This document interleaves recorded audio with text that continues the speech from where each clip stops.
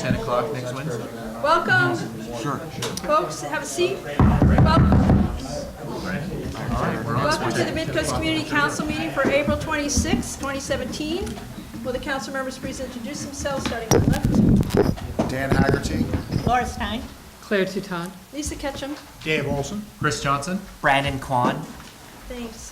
The first item on our agenda is the Board of Supervisors report. We have Ellie Dahlman here.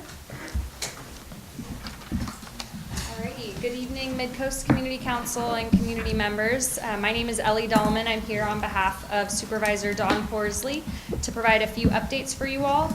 The first item that we have is the short-term rental ordinance. Some of you may be aware that the county's been working on an ordinance that would permit short-term rentals in residential areas for periods of less than 30 days. This is like VRBO, Airbnb, HomeAway.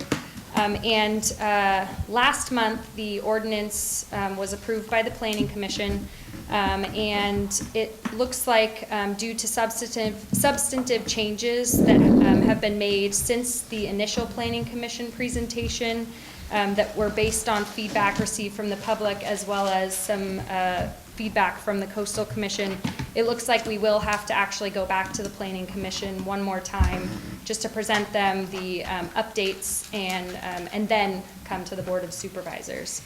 So we're scheduled for Planning Commission, I believe May 10th, and then likely it would come before the Board of Supervisors in June. But I'll keep you updated as that progresses. The second item is just a reminder that you all probably are well aware this weekend is the Dream Machine event.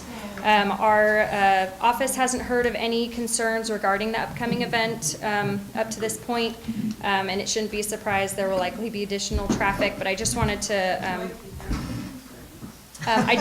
to remind you that they did get a long-term permit from the county that we hope will address many of the issues that have come up in the past, but just wanted to remind you about that.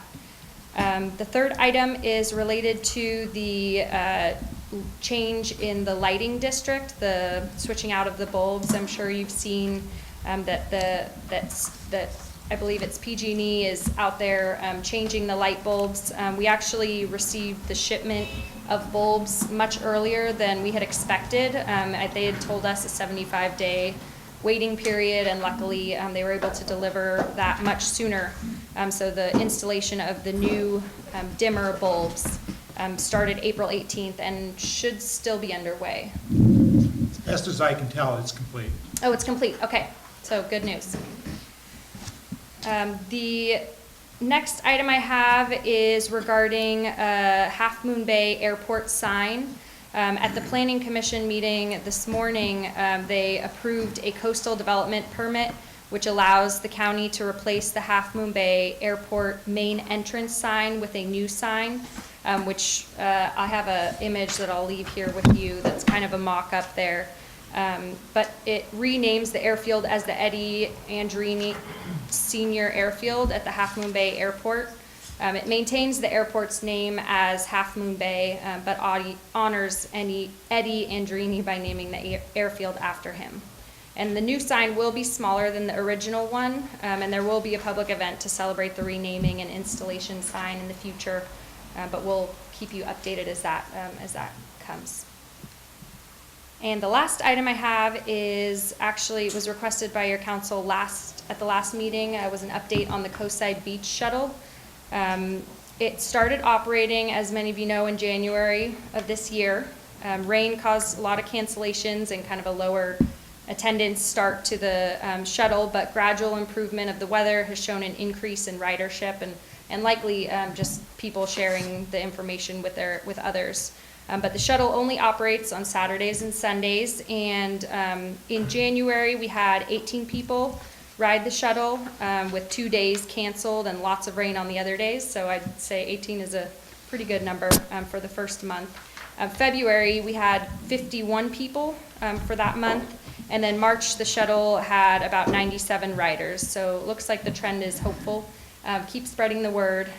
And the shuttle does have electronic identification on the front of it, but magnetic signs on the sides. They will be developed and are hoped to enhance public awareness in addition to the advertising that's been done in the Half Moon Bay Review as well as KHMB Radio. There have been no accidents, and the shuttle has been successfully maintaining its schedule. And the shuttle's grant funding will be ongoing through July 1 of 2018. And prior to that time, a full evaluation will be made to determine if the shuttle should continue beyond that time. But that's kind of an update of what's been happening to date. And I have some flyers also with information about where it stops and the times, northbound and southbound on Saturdays and Sundays. So I'll leave the stack of these at the front for anybody that's interested. No accidents, were you expecting some? No, but I figured it was good news to report, so. How many of those do you have? Could we like plaster them all over? I have 5 in my hand, Could we get so more? you can keep them all. Can you get more? Yeah, I could probably bring some more at the next meeting. Okay. Yeah, We can put them up on bulletin boards. and- definitely. Get going, That'd be Claire. great.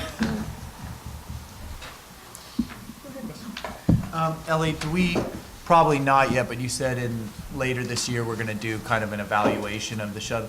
Do we have any idea who these people are that are riding the shuttle? Are these locals? Are these people coming from hotels? Do we have a way of Good. tracking that? Good question.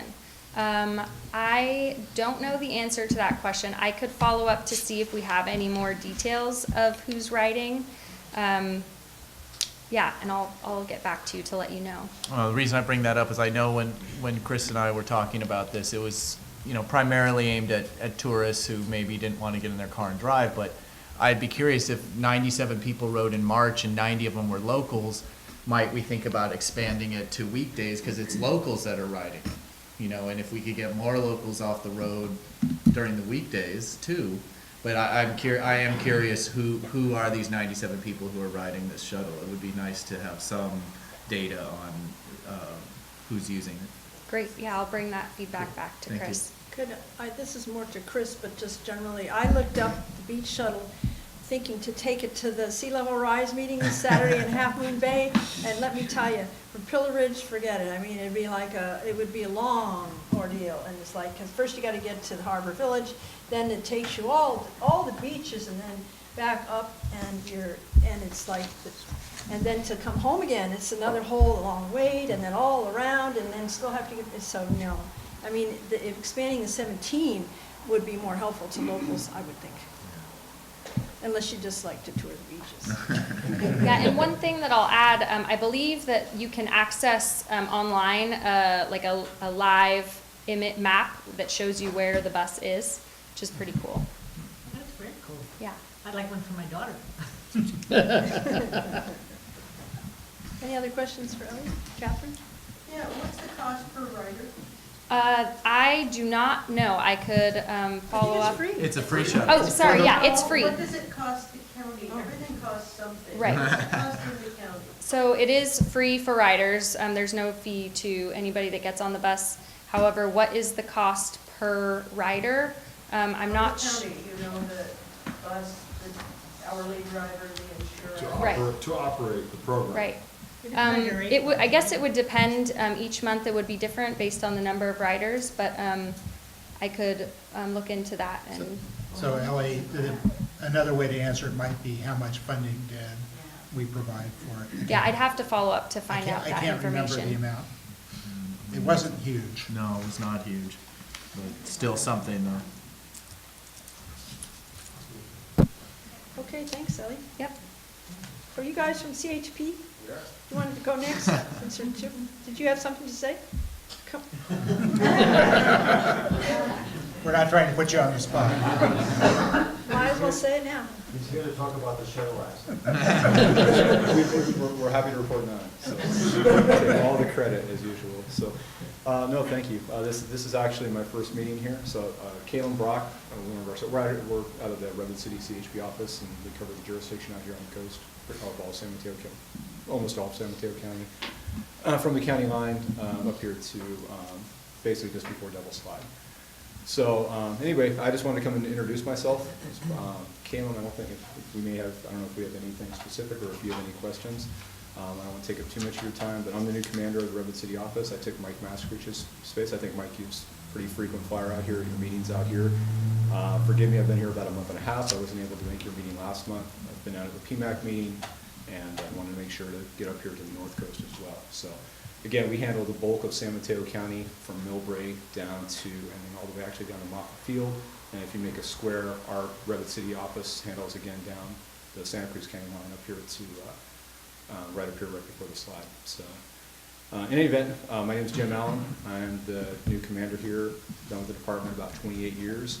I was formerly, before I promoted into take Mike's space after he retired, I was the commander over in Alameda County in our Castro Valley office. Very familiar with unincorporated areas. The office that I ran over there, we had probably 99% of our office was all unincorporated areas and issues, and having been a commander there and a sergeant there for about 12 years, very familiar with going to meetings and constituent concerns and things like that, so really look forward to working with all of you out here. My email's on the roster. Call our office anytime. We have a pretty vibrant traffic complaint system. Senior volunteers and our special enforcement units and our beat officers, whatever we can do to help you out with traffic issues, or work with the sheriff or county roads, whoever it may be, to address those things. A lot of times it won't be in our realm, but we'll help point you in the right direction to help get you some help. So, again, that's about it. I look forward to working out here. I actually grew up out here on the coast. I worked out here way back when, many moons ago, from '89 to '94, when I was a newbie out here with the Highway Patrol. I worked out here as an officer and primarily worked on the coast.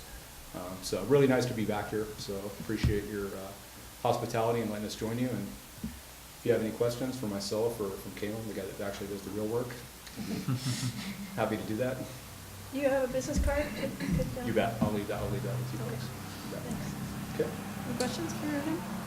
The only thing I have for you, I'm sorry, the only thing I have for you guys, I think I met with you guys right before Christmas was the last time I was here. Since then, we've kind of taken another look at how we staff on a daily basis with our officers coming out. And One thing. patrol. Go ahead. You need to use that microphone or it won't be picked up on the camera. Oh, okay, I'm sorry. The video. Oh, hi. So since I had last spoken to you, we've kind of gone over how we staff on a daily basis with our patrol officers. We've looked at some of the calls for service and the statistics, and that encompasses a number of things. Calls for service, motorist services, traffic collisions, things like that. And we kind of moved some things around, so you should be seeing a coastside unit far more often. It's moved significantly up on the priority list. So, and like I mentioned to you the last time I was here, in the last 9 months, we've had an influx of probably about 30 new officers from the academy. So we're getting them trained up. This is our last batch of 10 or so right now, and then we'll have a little reprieve from that. But we should have, our staffing has gone up, which is important on both on our end and to serve you guys. So you should be seeing us out here more often, which is a good thing, especially when there are accidents or calls for service. We'll have one of our guys or gals out there as soon as we can. So that's, on my end, that's a very important thing, because it's always been important for me to get someone out here, not because it's an important place, but it's just really nice to work out here too. So, that's all I got for you guys. So. The only other thing I thought of this weekend, obviously, is Dream Machines up here. So just to know, we are putting some extra folks out here. Paul McCarthy, our sergeant, who's our special events sergeant, has been doing this for years. So I talked to him before I came out, knowing that might come up. So we do have quite a bit of extra staff coming out with our uniformed officers and helping. We actually have a pretty good cadre of senior volunteers that help us out to assist with traffic control and all the pedestrian traffic and things like that are going to be obviously impacting all of you up here this weekend. So I apologize, I don't have any cards with me, but I do have my email address that I left on there. If someone wants to email me, or I'll get one of your cards, I'll be happy to send you all my information. Okay. So, great, thank you very much, Dan, appreciate it. Dan, you have a question? Thank you. Yes, Yeah, quick yes, sir. question about your thoughts on the the law that prevents people from putting film tinted glass on the driver window and the passenger window. Correct. My specific concern is that it impedes prevents the eye contact from pedestrians, cyclists, and other drivers with the driver of the car that has tinted glass. Right. And I brought it up. I understand what Captain Mike mentioned, that he explained the law. It's just that I see it so frequently. I just see it all over. In fact, I saw a car parked right in front of the sheriff's station, Moss Beach. And I guess my question is, is there a commitment to enforce that? There is, I mean, we have, it's definitely a vehicle code section that we do enforce, I can tell you that we do. It's very trite to be able to say it, the same things with speeders on 101 or 280 or something like that, is that we can get the ones that we see and things like that. But yeah, there's definitely not any, there's no lack of enforcement, or there's no direction given to our officers. 26708A, the vehicle code, is pretty specific. Anything that's affixed there. You will see obviously some of the, some of the vehicles that have factory tint that are installed, that's legal. And so sometimes it's usually not as dark as applied tint. You'll see that on, the BMWs, the Mercedes, the Porsches, and things like that. And even a lot of European cars, if it's embedded within the glass, it's done legally within parameters. But as soon as you affix something, however light, you'll hear a lot of people say that, oh no, as long as it's only so light a tint or something, it's illegal. Once you affix any kind of material on either of those two windows or your windshield, that's technically in violation of the law. So no, I can tell you, and Caleb can say it better, he actually is one who reviews the tickets every day. That's something we still vigorously enforce, for a number of reasons, just like you said, as far as the line of sight and things like that, but also for us, from an officer safety standpoint, making traffic stops and things like that. There's a number of reasons that, for the legislators that law is on the books. But no, there's no reason not to enforce it or anything like that, absolutely. So, and because what we also do sometimes is we can go after not the manufacturers, but the applicators, because they'll give out, some of you may have been the victim of that before, or if you buy a used car that already has it on it, and you think, hey, I bought it like that, it's okay, when it's not, and you'll go to a lot of these less than reputable tint companies where you'll go out and they'll give you a song and dance about, hey, it's okay, as long as it's only a certain darkness and things like that, and then you're the innocent person who's now gone, I've pulled those cars over hundreds of times, as he has, and you're driving your car, and hey, this person said it was fine, and now you've got, but sometimes we can follow, because there's actually a section on the books, the 0.5 section or whatever it is, that we can actually go over the person that affixed that, as well as the person that's actually driving the car. So, no, we're behind you on that 100%. Thank you. Absolutely. Any other questions? Thanks, guys. Okay, thank you all for your time, we appreciate it, look forward to working with you. Thank you. Thank you for coming. It's good to meet you. You bet. Have a good day. Cheers. Steve?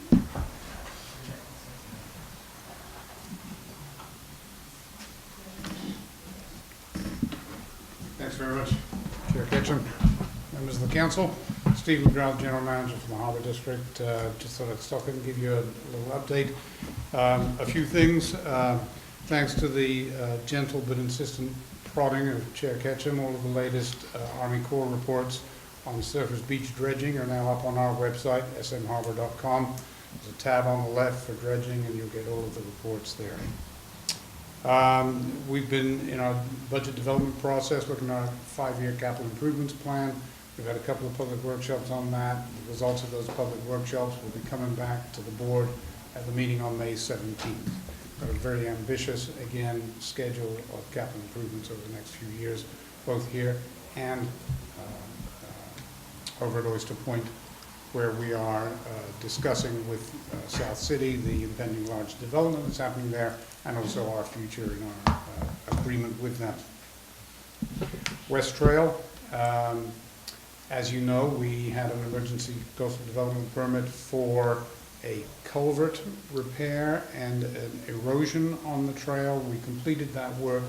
We were in the process of perfecting that emergency permit into a permanent coastal development permit when during the rains a very large chunk of the hillside slid down onto the trail. We had geologists, soil scientists look at that and recommend we not touch it until we come up with a comprehensive plan. If you can imagine if you've got a slide coming down onto something, you don't want to just nibble away at the bottom. Everything just keeps coming down. You have to sort of work it from the top very strategically. We've been in a lot of contact with Coastal Commission on that, and we have an emergency coastal development application in to do what we've done, which is barricade around that area, and they are requiring that we now fold that new emergency application into the permanent CDP application that we've got going for the work done further to the beginning of the trail. So that's going on. Romeo Pier, we have all of the permits in place finally, and we should be sending those construction or destruction documents out to bid within the next week or so. And then we'll get the bids in, and then we'll find out what the real damage is going to be there. We're working on a sidewalk improvement project in front of what we call Tenant Row, in front of the restaurants down there in the harbor. That project expanded and then contracted again, so that we're just getting to the basic ADA issues and widening up that sidewalk in front of the restaurants. As part of our projects for this year, we did retain a consultant to do what we call an ADA transition plan. This has become a lot more comprehensive than I had imagined when I put this idea forward and the commission approved doing this. There was a presentation to the commission at the last meeting on the draft plan, where they have gone through literally every facility and looked at everything from the height of every grab bar to curb cuts and transitions and all that sort of stuff. It's a very comprehensive document. That draft document is also up on our website, the ADA Draft Transitions Plan. It's over 400 pages at this point. It's getting finalized, and then once it is finalized, there will be some cost estimates associated with the various components, and then some suggestions for prioritization, and staff will be working with the consultant and the Harbor Commission to step through those projects and gradually get everything up to compliance with ADA. Those are the big things that are going on. I'd be happy to answer any questions. The West Trail, so the rock slide, I presume people can go around on the beach? Yes. What about vehicles? No, not at this point. Steve, I wanted to say, I'm all in favor of the expanding of the sidewalk. I understand that parking is a premium, and I think I heard that the plan was to remove all parking spaces in front. And my question is, has it been considered to have parallel parking, instead of removing all? Right. Just because parking is an extreme premium. Right. And I would think the businesses would also be concerned a little bit about this.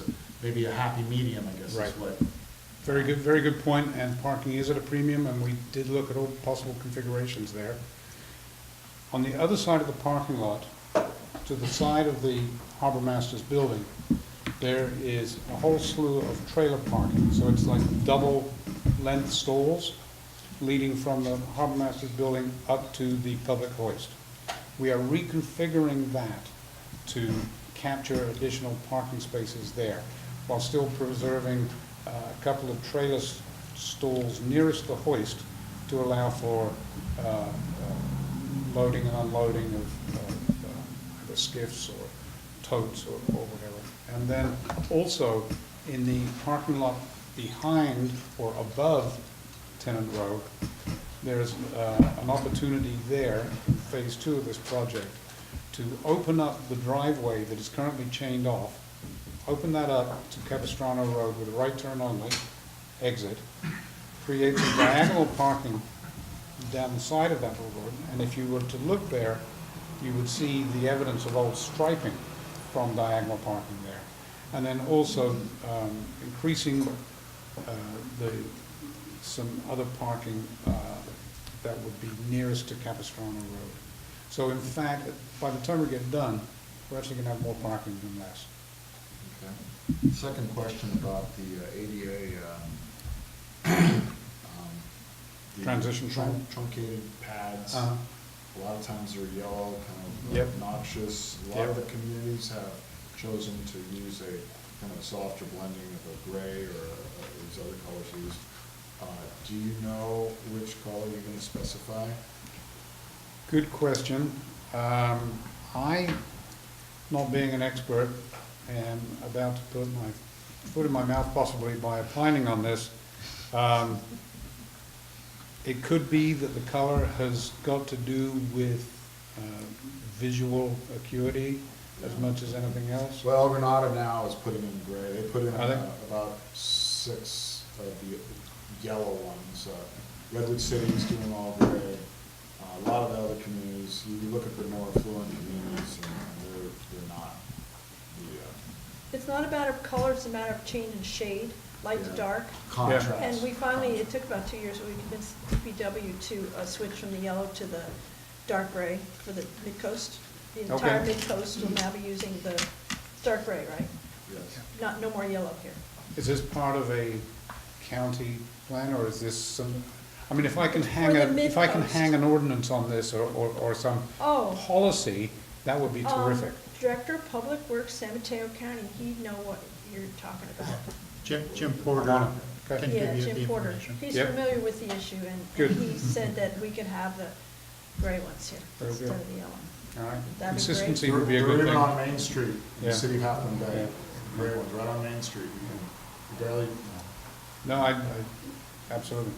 Okay, I'll pass it on. Any other Anything else? questions? Len? A question about the West Trail. The marking that I just here was a serious situation. Is that trail kept open for legal or safety reasons, or if it's too expensive, would you close it? I'd have to ask Steve to turn off the camera.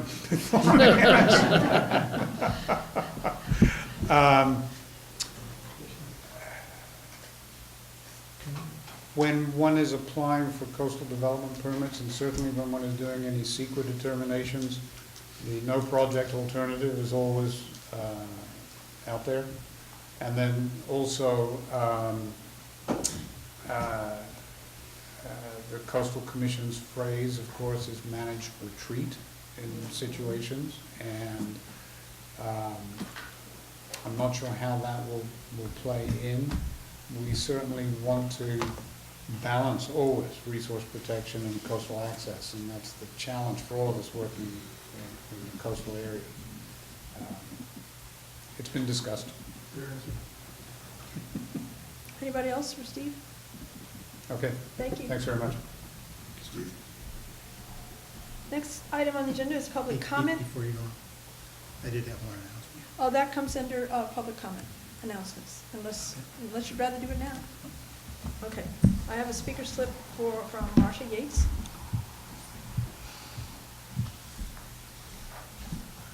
Hi, Marcia Yates, Resist Density and a resident of Moss Beach. I'm just here to just announce, maybe we've all heard about it through next door, but Midpen has been putting up traffic cameras to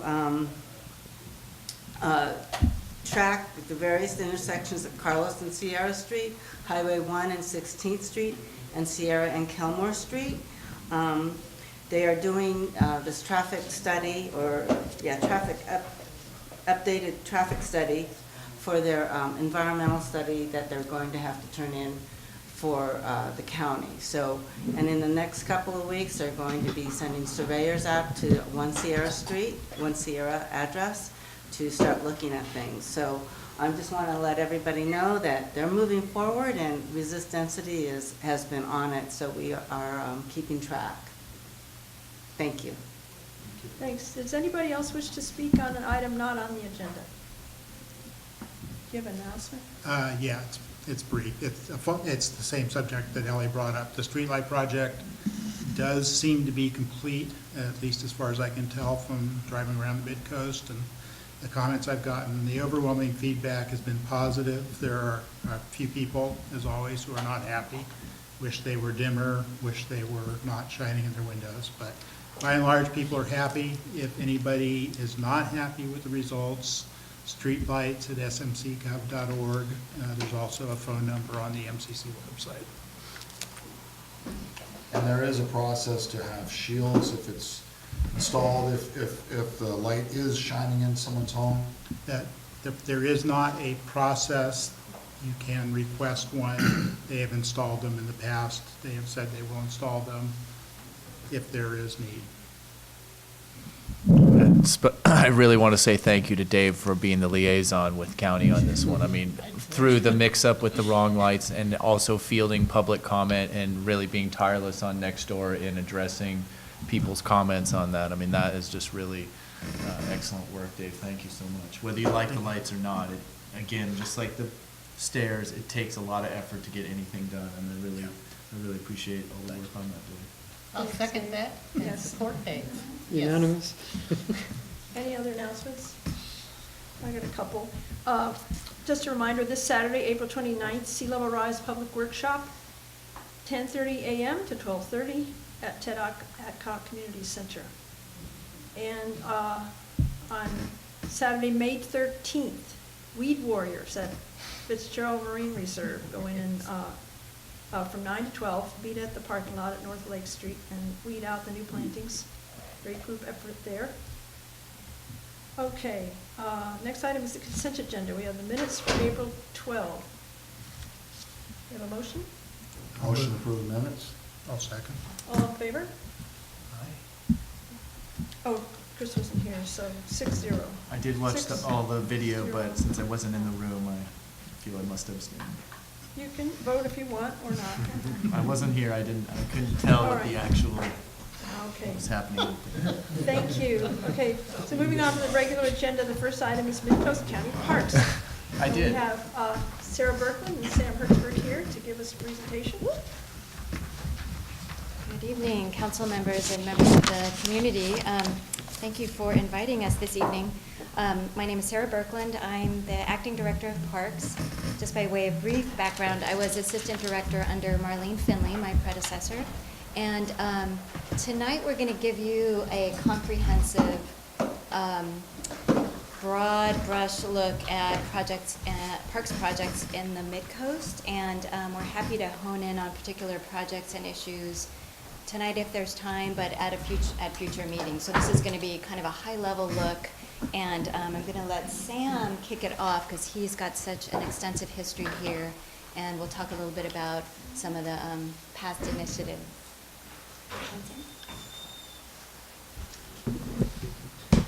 Good evening. Been involved in park planning in the Midcoast since 1999.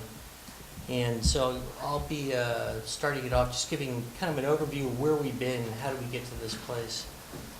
We started off in 2002 with the Midcoast Recreational Needs Assessment, looking at the existing population and build out in the Midcoast and the park needs of the community.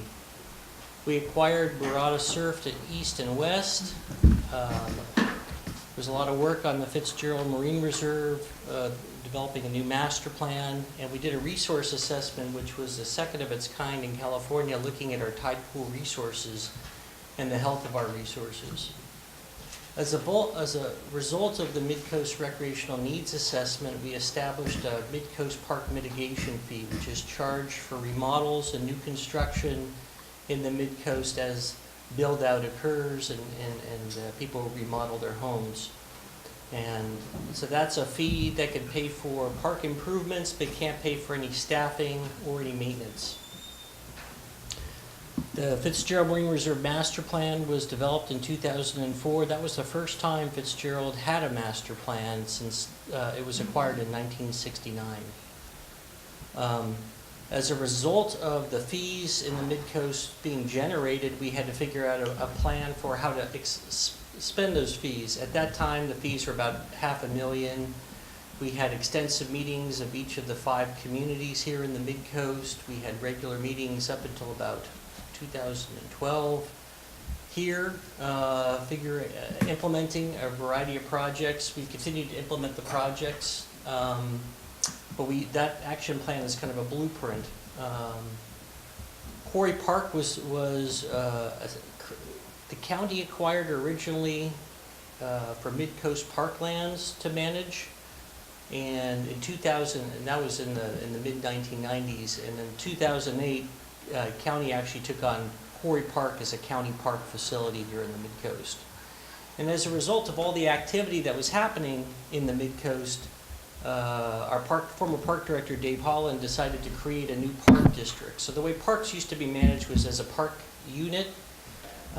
Rangers would be stationed there, but then we switched to a district concept where 4 or 5 parks would be managed in a district where there was a great deal more flexibility moving around projects. So we could put the next slide. So then this is just like a laundry list of just projects we were working on at that time. We wanted Fitzgerald Marine Reserve to become a marine protected area. 6 times the County Board of Supervisors had tried to kind of go around the State Department of Fish and Wildlife and create a marine protected area. Fitzgerald was originally created as a take area, and so this would create a no-take area. And this is part of a system up and down the California coast, so it was designated a marine protected area in 2010. One of the problems in the recreational needs assessment had identified was a lot of people live on the east side of Highway 1 and they want to recreate on the west side of Highway 1, and they don't want to get hit by a car in the process of trying to get from point A to point B. We wrote some grants, and we worked with Caltrans and the local government commission, looking at highway safety and recreational needs, parallel trails, crossings, California Coastal Trail. And we did this in 2 phases. So the first one was done in 2010, and that was looking from Half Moon Bay to Princeton. We also looked at the California Coastal Trail, and we looked at where it runs from the Ritz-Carlton to Princeton, and we subsequently developed a plan IDing the exact route, and we subsequently did wayfinding signs IDing so people could find out where the trail was and how it ran. We were working on Surfers Beach improvements. We had secured funding to do design plans. We convened a number of agencies together, and in the end, Caltrans actually applied for the funding. Fitzgerald Marine Reserve parking lot. We redid our parking lot. We wanted to make sure the stormwater generated by the parking lot was filtered before it went into the stream, San Vicente Creek. And we also repaved, restriped, and provided ADA parking spaces and some ADA walkable paths. 2014, we got some funding, again from offshore oil spill funds, and for both the cypress forest and San Vicente Creek restoration. So we did a full inventory of the forest, and we identified hazardous trees that need to be removed, and we identified opportunities for creek restoration, which Sarah will touch on a little later. This is our Surfers Beach Coastal Trail improvements. So we were involved in trying to bring all the parties together and talk about the issues back in 2010. We were working on the coastal trail at Murata Surf. We wanted to make sure that the area that was a gap to the north of that was closed. There was no coastal trail there, and the area was slumping and sliding, and there were problems with vertical access for people to get to the beach. We called it the 400 feet of danger. That was a catchy title that got people's attention. Caltrans stepped up, working with the Coastal Commission, and county secured funding, and that protected the highway, created the California Coastal Trail in that section, and created a vertical beach access. This is the parking lot improvements, provide the ADA parking, stormwater improvements. This is referred to commonly as green infrastructure. The county just this last Tuesday adopted a green infrastructure plan for the county. So this was like a model project that you'll start seeing more of in the county over time. Elaborate, what does that mean? So you're trying to capture stormwater runoff. These areas, in this case, if you look along the diagonal, you can see that there's a trench, and the stormwater goes into the trench and goes into the pond. The pollutants attach themselves to sediment, and plants in this basin are designed to absorb the pollutants. So the sediment stays, and then the clean water just runs into the creek. And eventually you're going to need to probably get in there and dredge, but that's over a longer period of time. This is the San Vicente Creek restoration. This was the plan. We did a phase 1 restoration in the summer 2015, and we have a natural resource manager who's very active in pursuing funding for a second phase right now. So how were those Midcoast Parkland funds spent? We used them, they could be used for the coastal trail through the Midcoast, so we used them at Murata Surf. The Pillar Point Bluff Coastal Trail was also improved and acquired by the county from Post, and we used some of the money there. ball field renovation, and kind of the old idea of taking a school field and making it good for the kids again, but also making it a community asset. We did that at Granada. We had also identified an opportunity to do that at Farallon View. There's a maintenance requirement obviously associated with that. We haven't been able to accomplish that at Farallon View, but we did that at Granada. Once we had acquired Quarry Park, we started making improvements there, significant playground improvements. We completed another section of the California Coastal Trail Fitzgerald Marine Reserve. We did the Murata Surf in 3 phases, kind of the bridge, the trail, and then phase 3 was the area in the Highway 1 right-of-way, which also straddled Half Moon Bay city limits. And it also included an ADA bathroom and picnic area. Moss Beach Park is a mini park that we acquired in the Midcoast. Came up for tax sale, and the county jumped on that, and we made playground improvements and restroom improvements. Clipper Ridge, we made playground upgrades, and you'll see kind of all the different things that were done as part of that.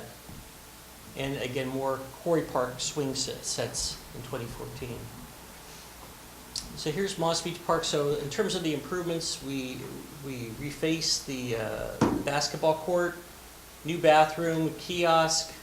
The playground was brought up to the current playground standards. Fencing was fixed, and we installed new picnic tables. This is Murata Surf Phase 3. You can see new picnic tables, a new bathroom, and the transition to Coronado across to the east side. And so as we talk about the next future project, the parallel trail, this is an important connector to get to the coastal trail. So at Clipper Ridge, we did playground improvements, but we also did picnic tables, resurfaced the basketball court there, water fountain, swing sets, made the whole area a nice community amenity. This is a recent project where playground standards change pretty quickly. So we had to, even though the prior prior playground equipment was not that old, we had to bring it up to the current standards for both the tot lot and for the 6 to 12-year-old age group. And with that, I'm going to turn it over to Sarah to talk about our future projects. Okay, next slide. I'm sure you're all familiar with Devil's Slide Coastal Trail. That's a project we get a lot of press for, and tremendous number of visitors there from all over the country, and actually a lot of international visitors make it to Devil's Slide, so very well known. Next slide. I'm going to go through these pretty quickly because we have a lot of slides to get through. One of the things we completed last year was the first comprehensive study of visitor use in our parks. We had never undertaken a study that was as comprehensive and also as statistically based. So we worked with San Francisco State professors to develop statistically valid method of surveying visitors to our parks, and I think we got about 2,500 intercept surveys with really valuable data from those that we are continuing to use in our planning and in seeking funding from Board of Supervisors. Part of this study was also a bunch of focus groups aimed at some of the communities that we were concerned are not using our parks. So we had focus groups in North Fair Oaks, East Palo Alto, Daly City, I think South San Francisco, and Pescadero. And the results of those studies are really, really interesting.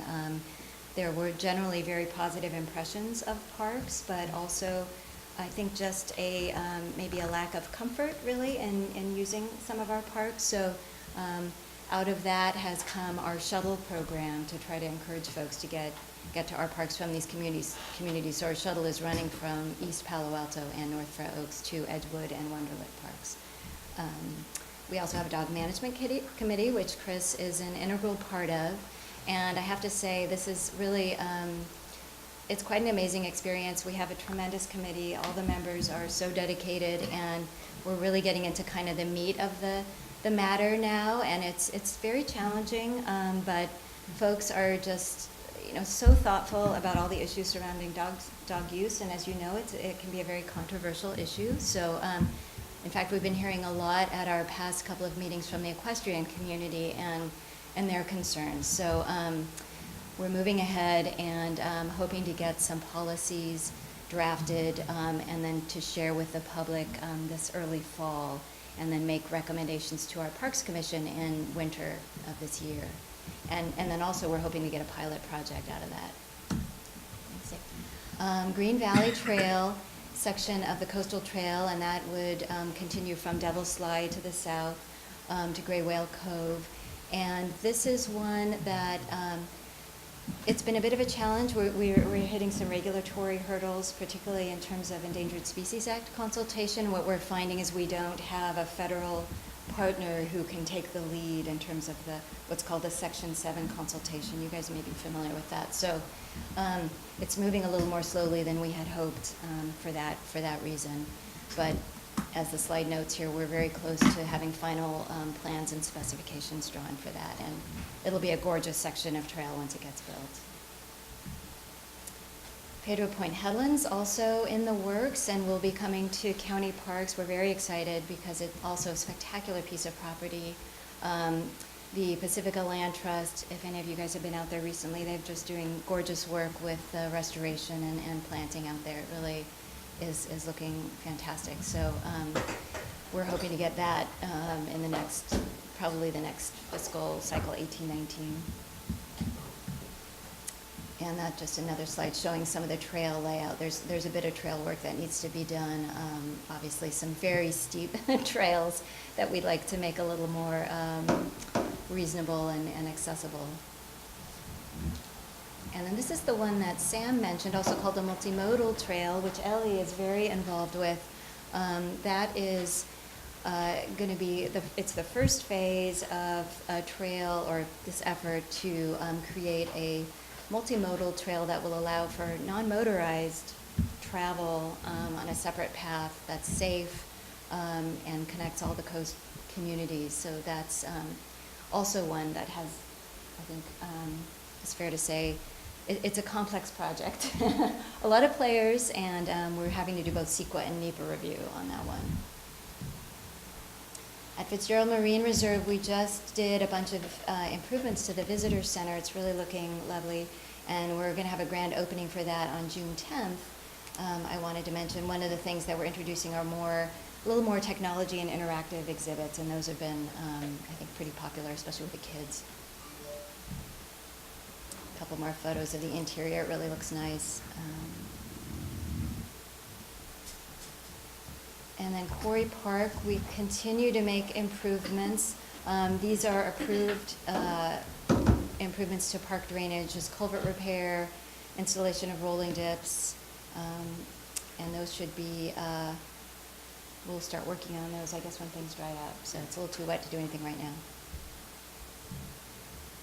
And then these are additional ones, which I think some of you are aware of, the relocation of the shed. We're going to have a new, just a little storage area and some planting, screening. And then also there's going to be this Vista Trail that will be constructed by volunteers. It's going to go before the Planning Commission very shortly here. And then the Quarry Park Master Plan, we have just kicked that off.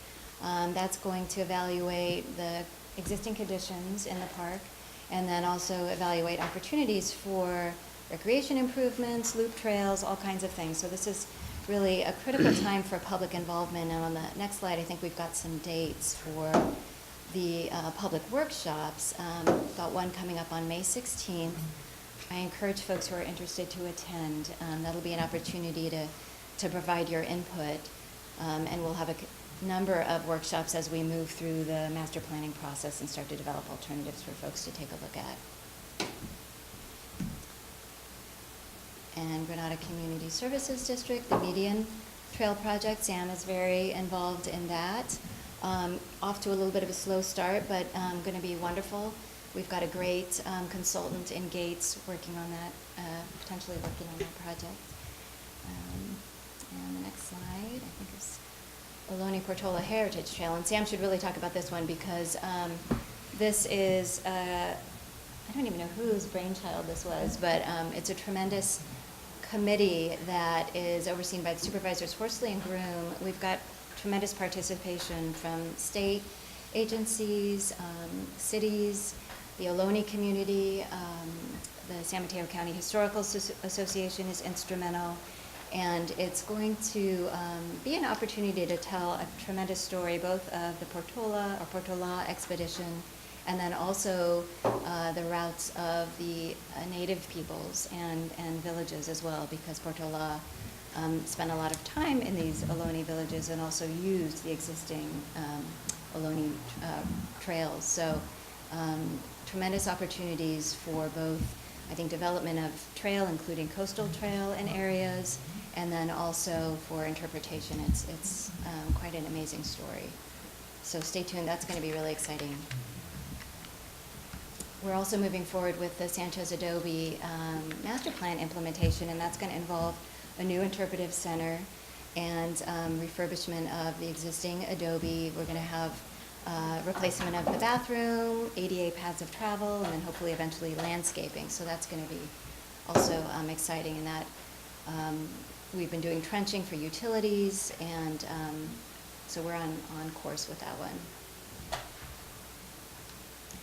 Pillar Point Bluffs, as you may have noticed, has suffered quite a bit of damage through the storms. This is an earlier photo where we tried to erect some warning signs and fences. And if you go to the next slide, I think I put a couple in of what's happening. The slide on the left is showing what was the trail. You can see the trail, and then it's just gone. And I don't know if any of you have been out there recently, but it's pretty dramatic. Yeah. Are you working with the harbor district on this, since they told them to fall out? On their property, Yeah, yeah. on their property, but it seems like that whole area, looking at what's going on with Ocean Avenue and the house on Del Mar and so on, is spinning apart.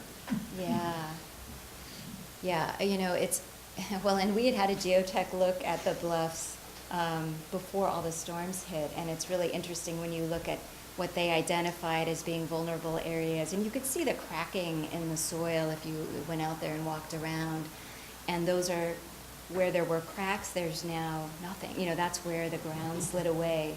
So it's quite an amazing geology lesson. Not one I think we really want, but it's it's happening a little more quickly than we had hoped. I mean, this type of bluff erosion is natural to a certain extent, but it was very accelerated in this last one. You may want to coordinate with Montana Water and Sanitary, and maybe we could coordinate information about where we're experiencing pipe failures, for instance, because that's the ground is moving. Ground movement, right? And it might help give a more complete picture of where the areas of movement out there are. Yeah, interesting. So we I kind of pulled back from what we had been planning to do, which was develop a trail a little bit further away from the bluff edge, and we're kind of reassessing the situation there, and I also welcome thoughts and ideas on what to do. We want it to be safe, but we also want to maintain the character of that area. So, and I know there's sensitivity around trail surfaces and fences, and all of that is something we're very sensitive to. And then finally, this is another project we're looking at, providing some safe access from the bluff to the beach to Ross's Cove. And that's just something we're kind of in the planning phase for. And that's it. Very happy to answer any questions. For the council first, do you have questions for Sarah? Sam? Dan? Yes. Question about Quarry Park and the eucalyptus trees. I understand there's been some, some suggestions of possibly thinning out certain areas, maybe some of the meadows to open up usage. We would love to do some more thinning there and encourage, maybe potentially understory. It's really an issue of being able to maintain that. So once we undertake a thinning, and this is true of fuels reduction as well, we have to be very measured in how we approach it, because we don't want to commit a bunch of funds to doing something like that and then not be able to maintain it and just see it, grow in again. And that's what happens with eucalyptus in particular. So, for us, it's really just, it's largely a budgetary issue, making sure that we can commit to that maintenance over time, over years. But are there particular areas that you are concerned about, or you think would be, vastly improved? And this is something that I would raise too through the master planning process. It's a great opportunity to put some of those priorities in place. Yeah, I've just heard from some local community members. Mm-hmm. I'm not as familiar, but there's, before you start to go up the hill, I think off to the left. Mm-hmm. There's An area that's maybe more open already, Yeah, and it could be even more, opened up. Yeah. To control it, because if you don't do anything, right, it just It'll- continues to. So maybe it might overpower even be everything. where there's some meadow encroachment occurring. That Yeah. sounds like that might be a concern. Okay, yeah. So Dan, since I'm going to those master plan meetings for Quarry Park, people get in touch with me with Yeah. any ideas or questions like that. Right, And I'll take them to exactly. the meetings. And some of that may come out You in. could all take them to the meetings, right? Yeah, oh, absolutely.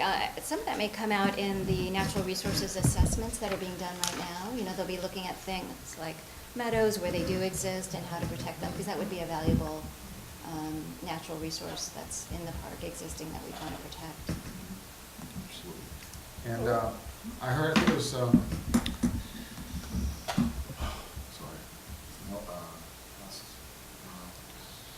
director. Oh, Marlene. Marlene, Yeah. yes, I'm sorry. Mentioned that there might be sometime in the Green Valley, back in some backpacking, small. Oh, yeah, campground state camping. parks is looking at that. Yeah, Okay. so that would be a state parks. They would like to create a bike-in or hike-in campsite in Yeah. there. Yeah, so that is something they're definitely talking about. And last time we met with them, which was a couple months ago, they seemed to be actively working on that. Yeah, that would be really fantastic. Yeah. Thank you. Yeah, you're welcome. Laura? This is a really short-term request, because of all the rain that we've had. There are, I'm thinking of the fire road that can come in, it's very hard to read, from where the houses are in East Miramar. There's a fire road that comes up there and then cuts into with the paths.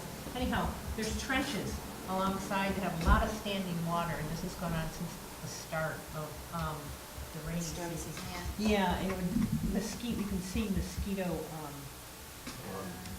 larvae, thank you. That's the word. Yeah. But to call mosquito abatement, I could never begin to tell them where to go. So, if there's rangers up there or somebody that can. Public Works. Yeah. Oh, it's Public Works? It's not park property, yeah. And the mosquito Yeah. abatement district, they could work together on that issue. Oh, okay. Is there anybody from Parks that could maybe It's connect with not them? Parks property. I could certainly see about mentioning it to Public Works. We could, let them know. Yeah. They're closer to you. Yeah. This is just on the south side of Maradi East. South side Thank of you, Maradi that's East. it. Okay, thank you. That helps, because Laura, it's a little bit I'd be easier. happy to introduce you to one of the board members of the mosquito abatement district. All right. That's a good contact Even to better, have. I used a long time ago, I worked in mosquito abatement. Pretty much just need to mention a street and a cross street and sort of describe a direction. And a technician will probably be able to Wander find it. around there. I see. Yeah. Okay. What They have I big use. massive trucks. These days, put a pin in Google Maps and send them the URL. Oh, that's a good idea. I don't think Roland does this. Any more questions from council members? Question, well, I have a question. Oh, yeah, sorry. The FMR parking lot, and you mentioned sediment would eventually, or maybe is ongoing, has to be cleared out. What is done with that sediment? Is there a Oh. policy? I mean, the people that are clearing that out, do they know where they're supposed to put it? Where? Yeah. The garbage. Yeah, it's usually, Because apparently, second or third hand, sorry, but apparently they're putting it over by the creek, which would sort of defeat the purpose. Oh, I just wondered if everybody knew what the plan was, is all. that's a good, Just thought thank I'd you. mention Yeah, that. okay, Yeah. that's, yeah, Because to, it Yeah. just looks like dirt, right, but, yeah. right. Another question, so you mentioned, what with Pillar Point Bluff and the erosion and all, and trail width, and what your parameters are for an area to retreat a trail. So Valamar Bluff, the shoreline there is county parks, and I just met with the developer yesterday, and they want to put a fence, a perimeter fence, very nice perimeter fence along their west property line, and with the idea being that the wording would say something like, well, when the erosion happens and the trail becomes impassable, then we do the fence. And I said, well, I'd much prefer to have a set number of feet. Like, here's the cliff edge, and here's your fence. And a minimum that needs to be maintained, where that fence would have to be moved back. And To so, allow for public yeah, access to allow along for, that edge. because you don't want the Right. people walking right on the cliff Right. edge. And you don't want all of a sudden a big chunk to fall off and the trail's closed for a while. Right. So they said, well, who would determine that amount of feet? And so they may reach out to you, and I just I just hope that you will suggest a generous amount. This fence is going to delineate the trail, the public trail, Right. from a conservation easement, which is for the coastal prairie there. So it's not like, it's not going to disturb the people, but anyhow, just Yeah. off Yeah, and it's an off the top of your interesting- head, do you have any idea what you would ask for? Well, just thinking, and I'm just thinking about how we were looking at the edge at Pillar Point Bluffs, and, we really wanted that geotechnical investigation, because I would say that in certain areas I felt comfortable being very close to the edge, but there were other areas where I felt like we really needed to pull the trail back because of what we were seeing there in terms of cracking, just that we could tell that it's unstable, and that was confirmed by the geotech, and that may be something we want to do there for Valamar. Well, Valamar isn't as quickly eroding by any means, but also there has been geological studies done for that section there Okay. that would Right. help. One by the developer and one by the Committee for Green Foothills. Okay, Yeah. so that's And good. they'll I mean, have- and then so there's that, there's sort of the safety and longevity issue, and then there's also just, I guess, the aesthetic experience of the trail and what, You that don't would want to be be another. pinched Right. between this fence and the cliff. Right, so There'd you be want to no give it a point little of bit that. of space, yeah.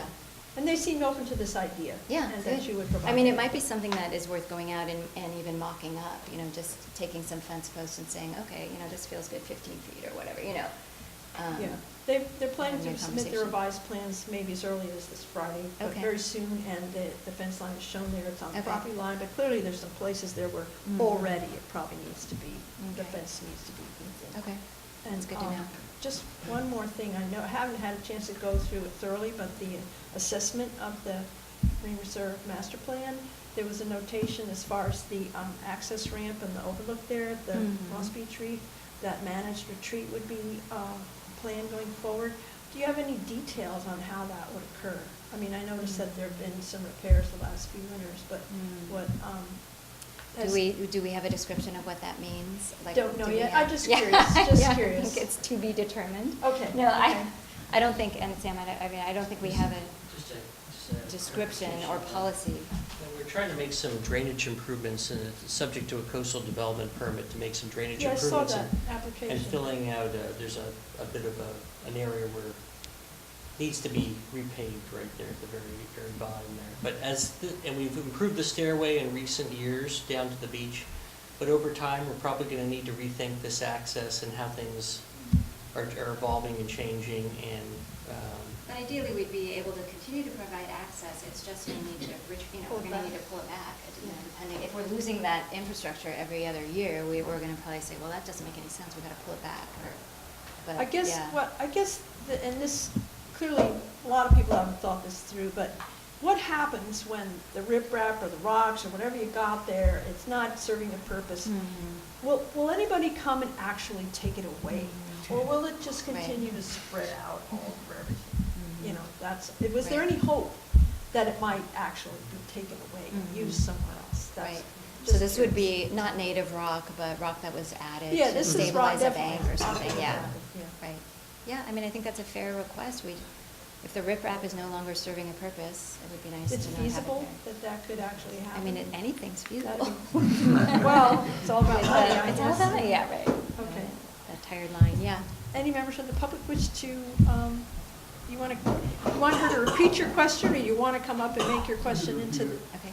On the Green Valley Trail, you say the estimate is to start construction in 2019. That's in the problem, so is that a soft estimate to start, or do you feel still could push out more? I hope it doesn't, but did everyone hear the question about Green Valley? Okay. Yeah, that's definitely a soft estimate, although I will add one thing.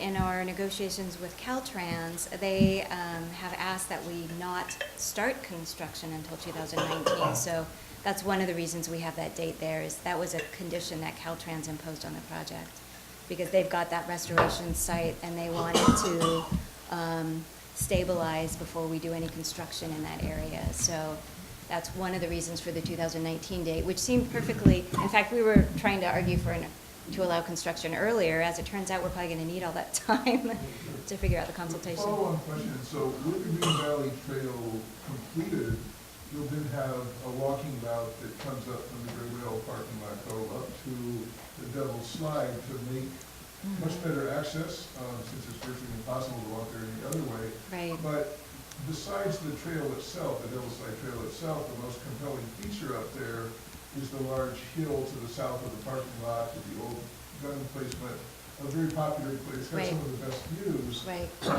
It's private and it sort of presents this odd duck, but as you open it up, will there be any opportunity to better manage and provide access to that area? It's a good question. You know, we are in negotiations with the owner of that parcel because we need a trail easement. He also owns property on the other side, so where Green Valley Trail is. So, and the way the trail is configured now, it crosses a small section of this private property. So we are going to need and have initiated conversations with this gentleman about obtaining a trail easement. We have not been discussing with him the other side of the road, and I think, you know, from a management perspective, that's something it'd be tough for Parks to think about taking that on, and I'm not sure there'd be any willingness on his part to part with that property. It's been a very slow process, even communicating with him about the parcel on the other side of the road, yeah. Bill? Actually, this is for you, Lisa. There's, I believe, a bill in the California State Senate that's going to put restrictions on riprap, and that is an emergency. I think that's the way I read at the time, and I don't know what state it's at. You get 3 years, and during that 3 years, you have to come up with a plan on how you're going to manage to remove it and abate the issue. I'll try and find a link to that and send it to you, but I would highly recommend for everybody who fights the destruction of riprap over the years to call up your state senator and say, this is important to do. I think it's Senator Stone's bill, Senator. No Yeah. pun intended. It makes it easier to remember.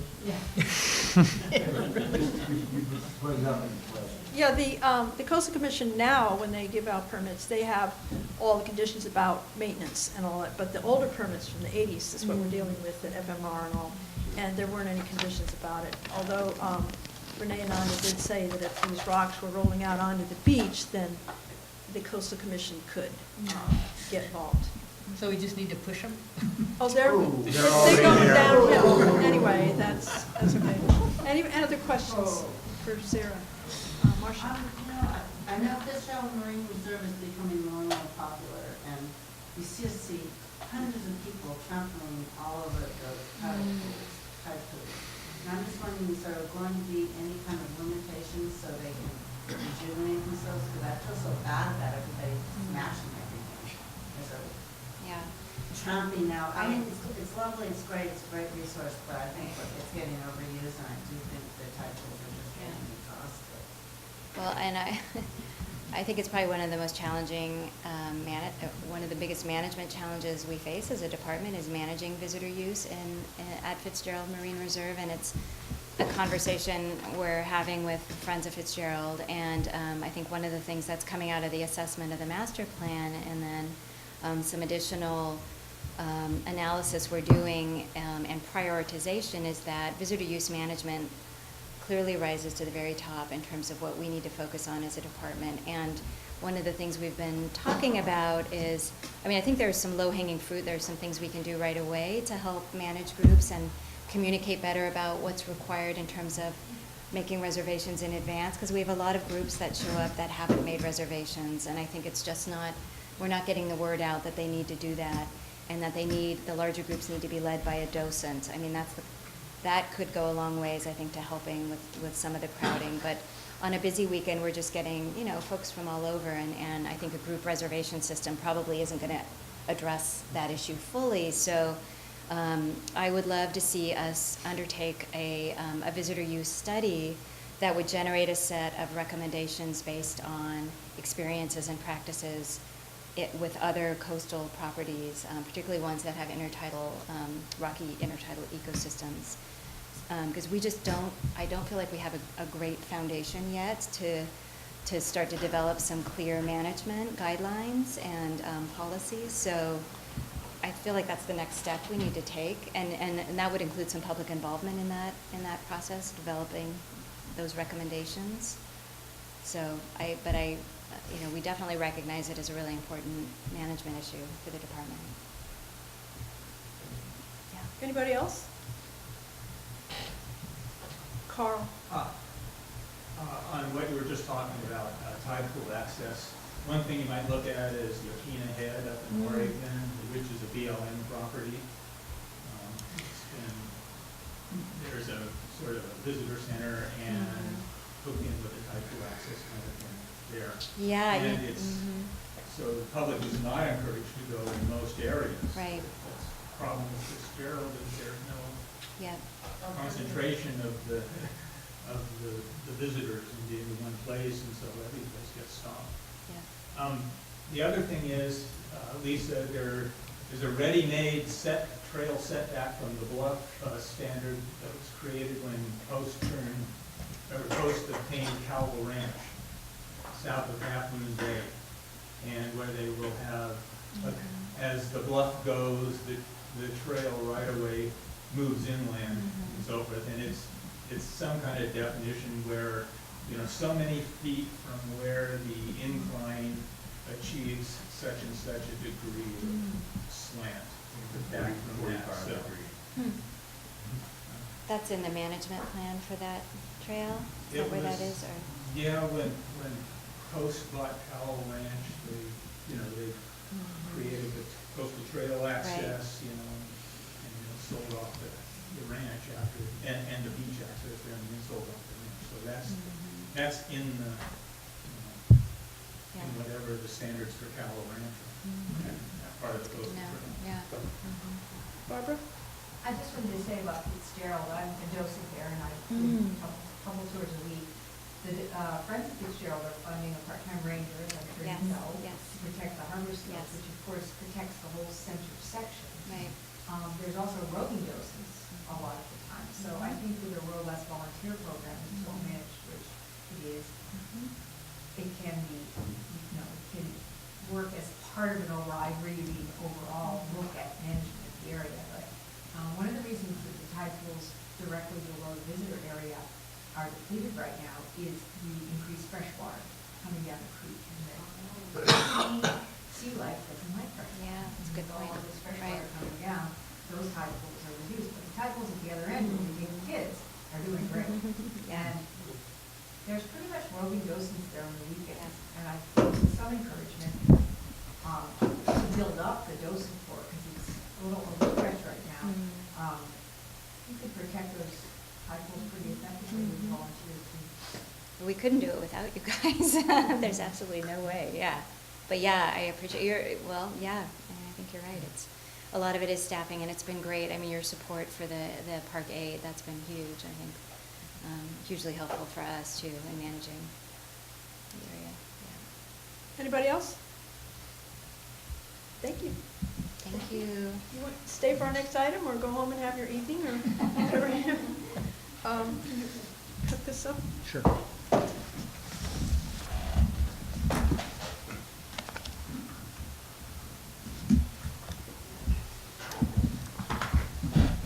So the next item on the agenda is governance and funding for Midcoast Community Parks and Recreation. I would hope to have it start a discussion on how we can best facilitate, how the MCC can play some part, facilitate progress toward the long-term goals of the action plans and parks assessments that we've had over the years. Well, look at that. Okay. So I had put a bunch of documents, supporting documents on the website, and then I thought, oh, nobody's going to read all that. So this is just sort of to pull some pieces out of each of those to give us some background. Oh, you're doing it. Yes. No wonder it's not working when you do it. Is this the second slide? Yes. All right, thank you. So back in 1978, we had the Montero Moss Beach El Granada Community Plan, which formed the basis for it's incorporated in the LCP and all. And right there, we have, in order to acquire and maintain community-oriented facilities, residents must participate in local financing.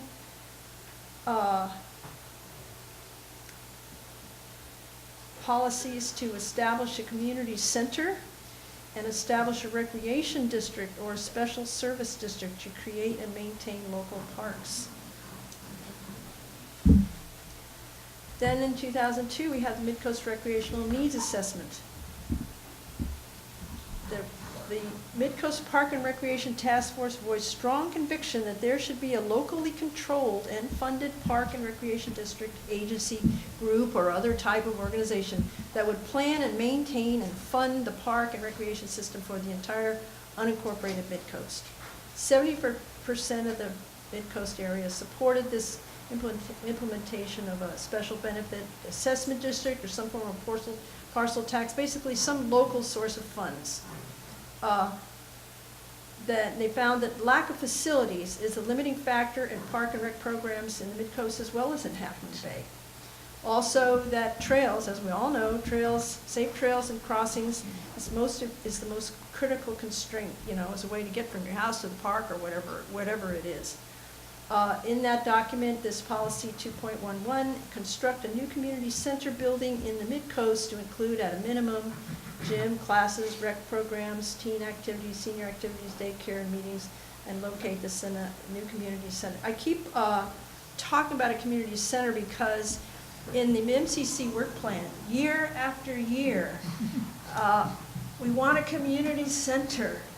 Where's our community center? And it's a long-term plan, but decades go by. When do you reach long-term? And so I just thought we need to start this conversation. So I'm sure everybody in their own mind has they're thinking of something slightly different what the next person's thinking about when you say community center. So definition is important. Ted Adcock is 6,500 square feet. We all have an idea what that is. This plan is saying, plus you'd also need gym, storage, support space for another 14,000 square feet. Next slide. So then in 2007, we have this Midcoast Action Plan for Parks and Rec. Now the development fee fund that was mentioned by Sarah and Sam had been established in 2003. And once it built up some money, they decided, well, now what are we going to start with? And so they had more community meetings. It's pretty much the same facilities. It's consistent over time what people would like to have. And in this report, there's potential sites are discussed, an analysis of the funding that's needed. I mean, just to say these reports are available and to look into, it's a great aid for making progress. But once again, establishing a governance structure for providing the needed facilities and services is critical. Next. So this is just kind of an aside. This park and rec development fees, they say in their appropriate method, that's an appropriate method of obtaining funding to pay for these facilities, capital improvements. The question is, and Sarah said she would look into this, whether that can be used for a community center in the sense of, as it is defined in the county zoning regulations, a community center is facilities used by local citizens for civic activities, performances, presentations, or other purposes. I guess we here at the MCC think about it, I'm sure the county does too, every time we want to have meetings out here on the coast side. Where are we going to host a larger, you know, you all fit in here tonight real nice, but a lot of times the room is just packed. And so we think of that need fairly often, a meeting place. So anyway, we're going to get a complete inventory soon as to what this fund has been used for, the amount, get a sense of the amount coming in and of what use. Obviously, it's not going to answer all things, but it's there. So then, more recently, we have Granada Sanitary reorganizing as a community service district. So this was the formation of GCSD addresses the thoroughly documented need for community park and recreation facilities and programs with ongoing funding with existing property tax, but for only half of the Mid-Coast.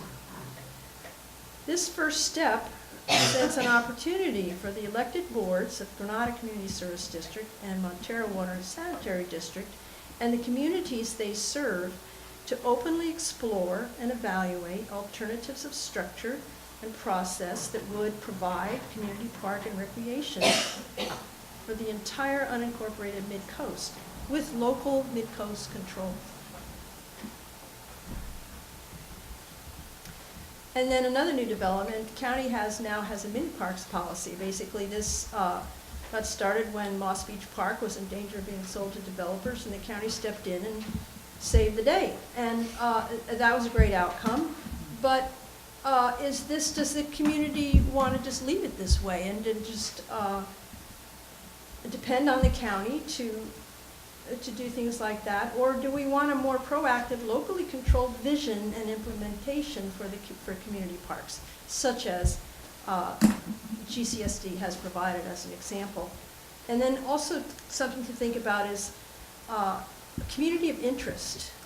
Is the unincorporated Mid-Coast a community of interest? So this term came up when the county supervisorial districts were being redrawn, and we were invited to comment, and that was a reason you could use to say, well, we would like these areas in our district because we have shared interest. And that's important because you've got only 5 county supervisors, and obviously the Mid-Coast is never going to be anywhere near a majority, even of one of those districts, and so your hope is, your best shot is to get areas of common interest included. So then the thought here, you know, where to start, who's going to start this? Collaboration certainly is a starting point, and some entities to consider. I mean, we already have county parks involved in so many ways, and Granada Sanitary is starting their process, and the other half of the Mid-Coast, we have MWSD, which, you know, they have property tax money coming in, and they're set up to do that. The school districts, you need to partner with them for fields and buildings. There can be joint use agreements. The Harbor District can come into play. They have land here. The park and rec programs, now the tunnel's open in Pacifica as well as Half Moon Bay, to partner with them with programs. I think the fact that 35% of the participants in Half Moon Bay are from the Mid-Coast is probably simply, they could have some of the programs in the Mid-Coast if we had the facilities, but partner with the programs to make them financially feasible. And I'm sure there's other groups and all, but anyway, this is just to get a start on the discussion. So how should we begin? Anybody on the council want to chime in with something? Sure. The question being, what can the MCC do to facilitate, you know, is there something, and just to get ideas out of it. Is it a council discussion or a council public discussion? Council initially, I think. council initially, and then we'll involve everyone, okay? If anybody want to say something now, or you want to wait till you're. I have a question to ask. I'm throwing it into midair. Are we looking at a government structure here? I mean, are we looking at, we'll have a mayor, we'll have a, Well, we have to wait on that.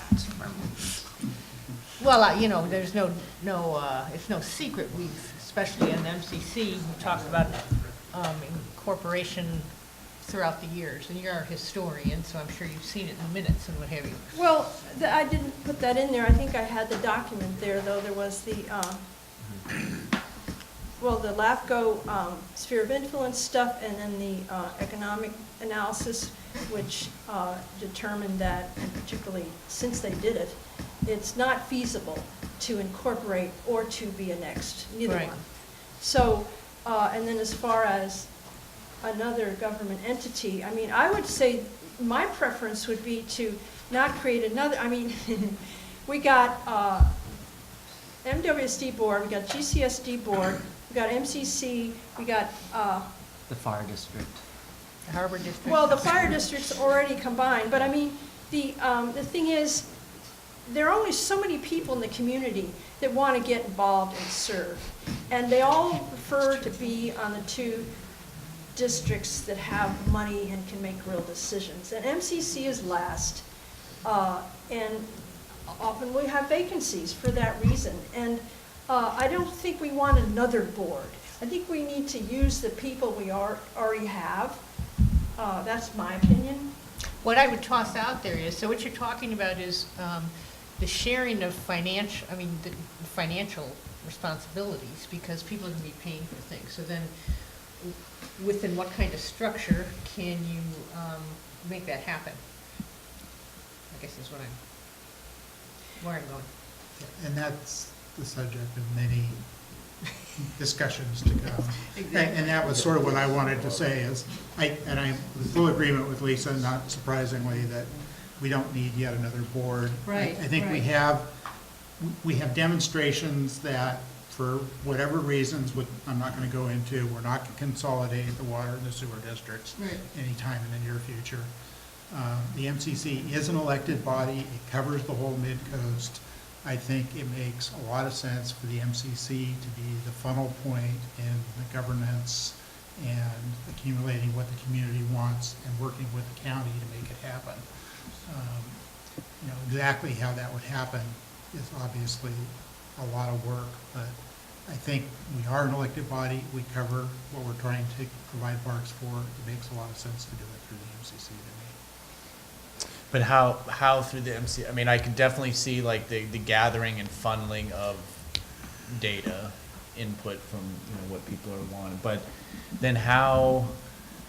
So then reaching out to like GCSD, to county, because Dale's here. Dale knows I'm very interested in what GCSD is doing, but I've been reluctant to, when I was chair and even now, to have any kind of MCC agenda item on what's going on with GCSD, because that's their ball of wax, and who's the MCC to come in with no budget or policy authority and somehow try to take over or spotlight or implement. But how do we not usurp what GCSD is charged with doing, and yet at the same time help that along? I'm trying to respect GCSD's and the Parks Committee, what they're doing, and that's why I haven't had it as an agenda item. Like they've got their process that they're going through, and how does it help them to have as a theoretical, how would it help them to have an MCC agenda item on that? I've thought it would help them, but then I can understand from their point of view, like they're working on it, and who's the MCC to come in and stir it up? So I understand the gathering of information, and so I know that's what we're doing here right now, is thinking it out, but also I feel that the GCSD is an experiment that's still in progress. It's an experiment that I hope succeeds, because to me, that's a model, and Catherine's here, and I would, in my mind, GCSD and their Parks Committee gets some projects in place that we can see, that we can use, that people start to enjoy, and from that builds the momentum towards something bigger. And I would say to MWSD, if they had a similar Parks Community Services component, now we've got the whole coast side covered with these two entities where we already have locally elected people there who have policy and budget authority and can work towards that. And from there, it's a step up to them being partners, but neither one, not being an overarching entity, but they're partners, and maybe someday there's a Midcoast wide parks group. But right now, County Parks is helping out, and the mini parks policy has its place. But what I see with GCSD is more than what county is willing to do. And when I say willing to do, I mean, I really see GCSD as being able to bring in some really unique recreational opportunities besides trails, besides benches, besides some swing sets, and that's not any knock against those things.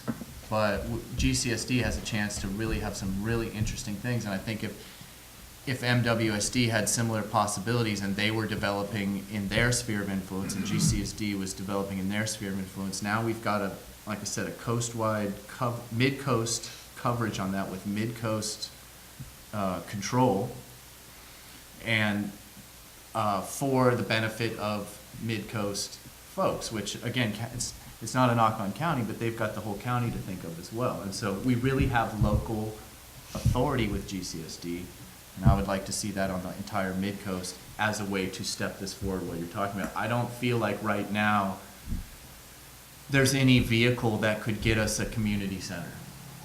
I mean, I'm working for now my grandchildren for the community center because I don't see it happening in the childhood of my current child. So, and Bill knows what I'm talking about. But I don't see any entity. I don't see a pathway there right now with what we've got. But I do hope the GCSD experiment blossoms and shows people what can be done, and then we think bigger from there. Well, let me clarify a couple of things. I didn't intend that the MCC would start to make any kind of decisions. No, I understand. My hope was that well, let me just back up a minute.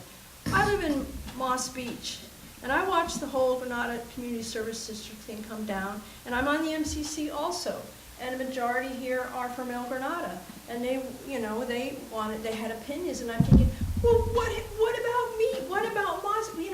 We're just shut out, and I guess so. I'm just going to jump off the cliff here. As a Moss Beach resident, I look to MWSD to step up and partner with GCSD. Let's be a mid-coast. Let's do this. And I'm not afraid to say consolidation or whatever else. We can work together. We can really do this. We have common interest here. We can join forces. Everybody's talking about local control. Well, how local does it have to be? I mean, I think it doesn't need to be, we don't need to be two park districts or I guess particularly from our perspective, but this is the Midcoast Community Council. And yeah, let the Midcoast do this. We can, we could even do the lighting districts, and then this whole thing would have been under our control.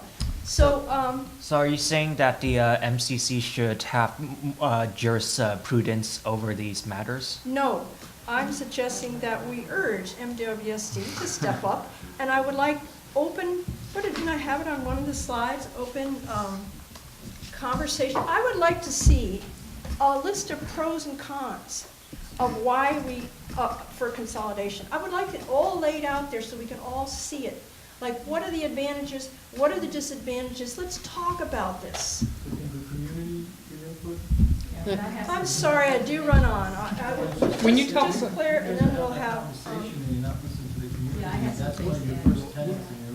But we haven't gone to public comment yet. We will get to public. We'll definitely get there, Bill. The public's not supposed to. Bill, we brought the subject. It's a process. Yeah, but the process isn't really fair if we don't let the community get into it. Well, it's. We'll Patient. let you Patient. get in. Patient. How about this? We will all stop talking now and pick this up later, and Bill, please come up and start off the community conversation. Well, see, speaker slip, how about speaker slips? I got nothing here. Please.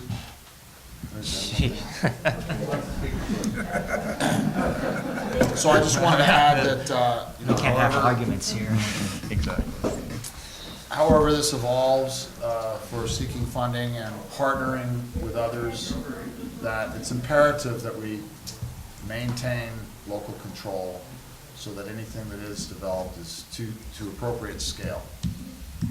Yeah, and what I wanted to follow up with what you were saying was, when you talk about consolidation, are you talking about parks function, or are you talking about water and sewage function? I don't want to decide it now. I just want to have the conversation. What are the options? You know, Yeah, but I and think then we can all- that seems to me like a critical question, because if we're talking about a parks district consolidation, well, I mean, we have two existing entities, and if they both had parks functions and they could cooperate as partners, then we've got, you know, we don't need to talk about official consolidation, because I feel that MWSD has assets that make consolidation tricky. Well, we can get into the water issues. It's just a huge ball of wax, which I don't think is a good I idea don't to even get think into. that needs to be in our conversation. I would Those are agree. the kind of details that would happen between the two agencies.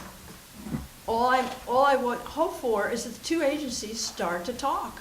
That would be a beginning. So, are we ready for some public comment here? Let's do it. Okay, Bill Keefer. Quickly, I just want to remind you that the purpose of this organization was that it was a participatory conversation between the public and the board, both having equal weights in it. So while I don't mind waiting, when it goes on for 5 or 10 minutes and repeating yourself, you should really listen to the public before you get down to actually discussing the final points. As far as trying to resolve this at this level right now,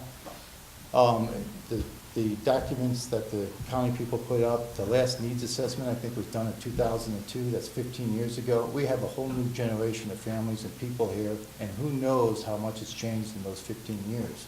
So going off of that old data, it's very, you're out of date to begin with. To start talking about who's going to fund it in the form of government you're going to do, you're not going to get that done in a minute, in a meeting, even if the meeting went on for 3 or 4 hours. What you need to do is have a lot of workshops that involve every community member out here, because you're talking about, there's no way MWSD and GCSD can combine on these things without forcing some kind of joint powers agreement and fund sharing, because you guys in Granada, you pay for the GCSD services, and it comes out of your rates. We in Montero and West Beach, we pay for NWSD. And there's a lot of people that would argue how much of our money is going to do a ramp at Surface Beach or something, and people down here might claim how much is their money going to go into putting a building up in in North Beach. So I mean, it's almost like you're trying to boil the ocean here. I appreciate that there is an idea where we should be able to look for commonality that we can offset each other, but trying to physically merge the two starts to open up a slippery slope of, well, if we're going to do that, then why shouldn't we consolidate? And then the next step is, well, you already got a city out here, let's all be put under, Half Moon Bay and let them run it. And that's where the conversation has ended up for the 35 years I've been here.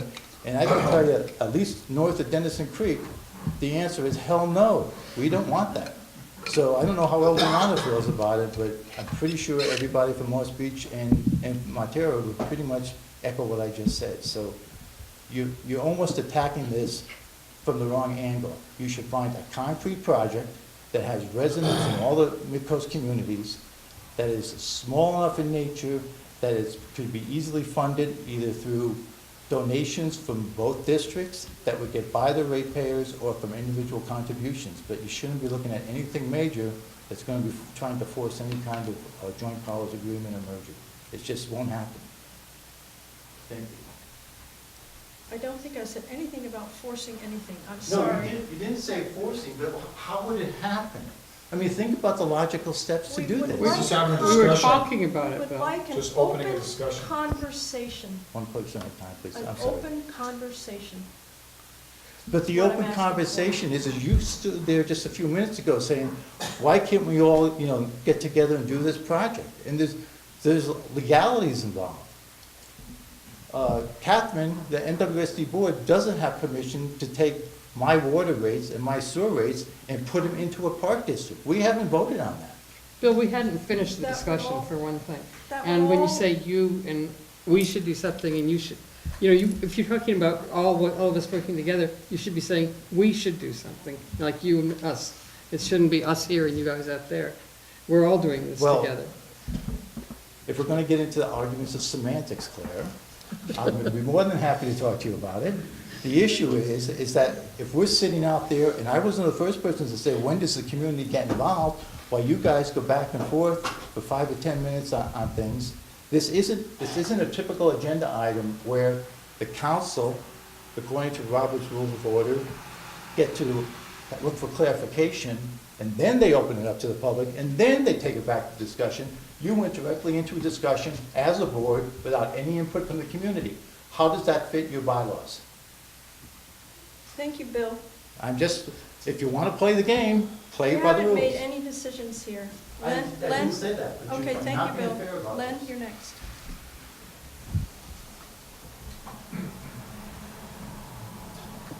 Thank you. Len Erickson from El Granada.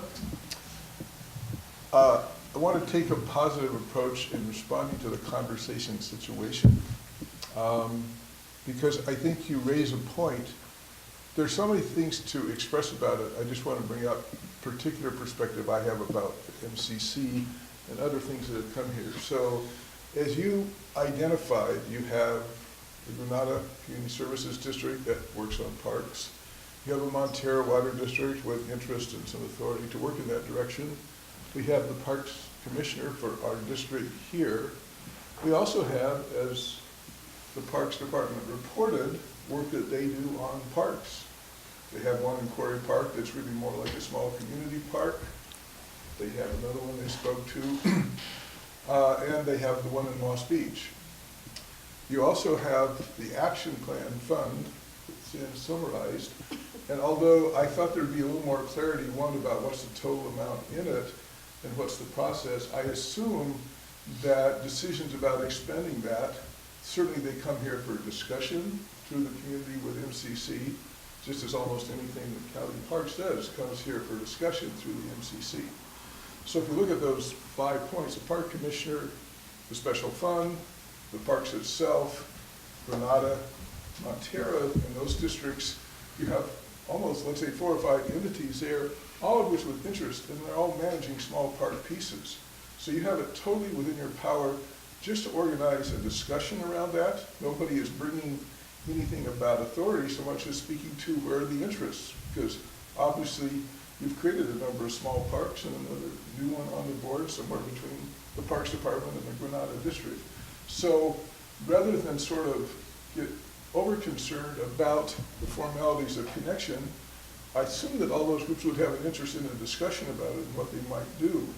And it's out of that you get interest. So I think rather than, and I believe, you can decide that you're perfectly within your bounds to call a meeting of the community about that, by those districts. You have to organize it, put it in a framework for either you're reviewing what's there, or I thought there was nothing that sort of gave us any sense of with the Parks Fund, this mitigation fee, what are near-term decisions. And the MCC doesn't control it per se, but you're the most direct route, so you have a play right there. So those are the pieces, but I think out of that is how to put it together. So I support bringing up the issue and say that I think there are ways to have that dialogue going that can be positive. Thanks, Lynn. Sorry. Neil?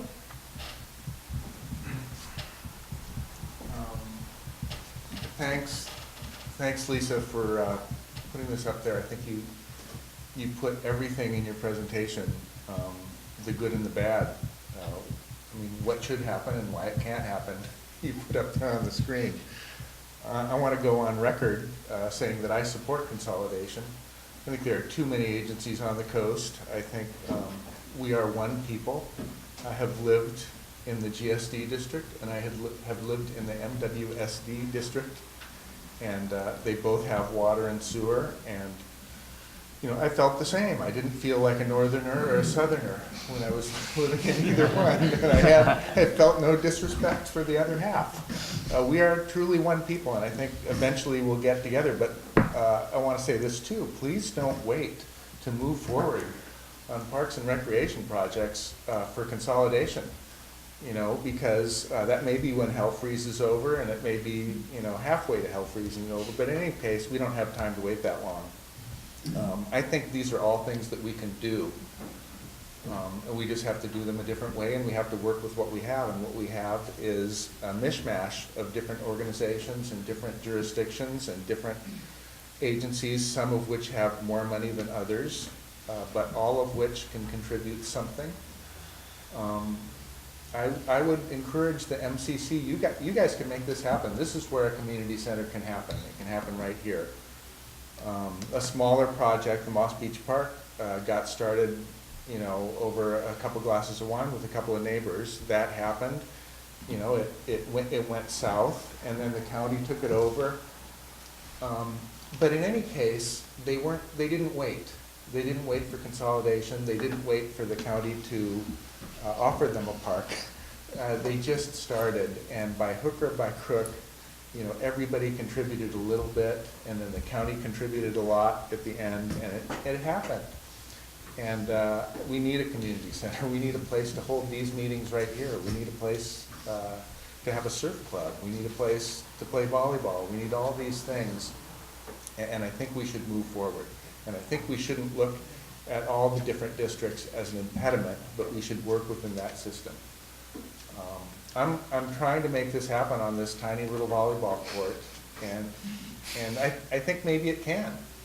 And I'm not going to wait for consolidation, and I'm not going to wait for some agency to step up and offer it to us. We just have to make it happen. And everybody's going to contribute a little bit, and eventually we'll have something rather than nothing. And I would encourage you, this can be done here. You guys can do this. And if it's not completely done by the end of your term, you can hand it off to the next group. But I think we can make this happen. We need it.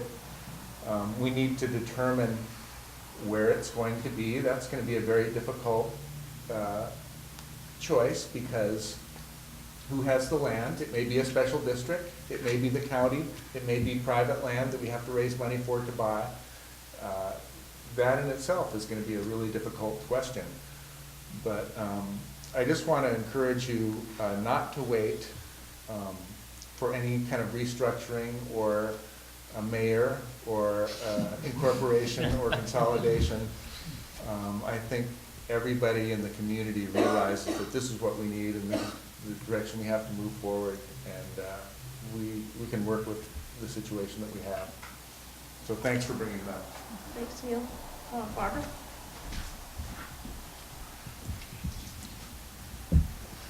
Hi, I'm Barbara Dye. I am on the Parks Committee for Granada Community Services District, but I'm not speaking in that capacity tonight. It seems as if that district is moving forward to make some small projects and make some real improvements in its community.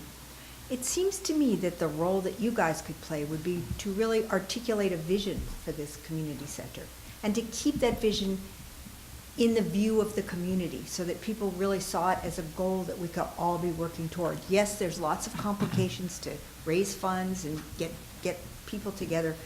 Where I lived before, shortly after I moved there, I got involved with the land trust. We wanted to buy the open space. It took us 25 years, but we ended up with a coalition of the community, a huge component of the community, the county, the city, Wildlife Conservation Board, Fish and Game, Fish and Wildlife, everybody else, and we bought the land and created a big preserve in the middle of Los Angeles County.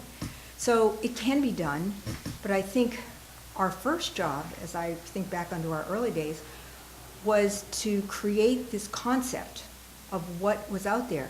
I think people think about it and realize, oh yeah, that would be great.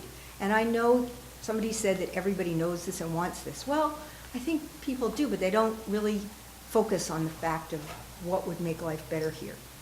And one more comment I have about the proposal. It seems to me that there ought to be an environmental component as well, that we're talking sports, it sounds like sports and community meetings. There ought to be at least some kind of coastal trail. Why is coastal habitat important? That whole component, for two reasons. Number one, because it's really important to keep that in everyone's mind all the time. And number two, it's another source of funding if you're putting something like this together. So I guess I would encourage you to really work on a vision for this and keep it out there in the public and keep bringing it up, because I think it's a really important thing. It could be really important for everyone here. Thanks. Gail?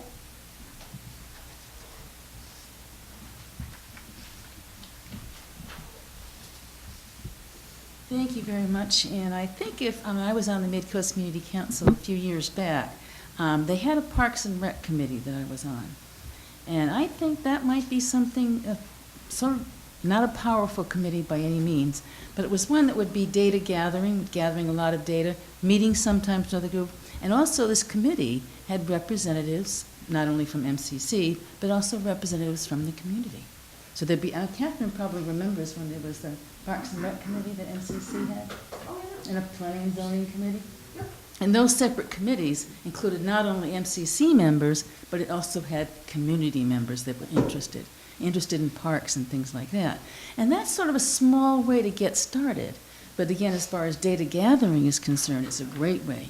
And also meeting with other groups. So you'd have, and that would be reports. So MCC used to have reports from the Parks and Rec Committee, very, very informal, but at meetings, somebody would say, our Parks and Rec Committee met, and this is what we talked about, and we met with this group.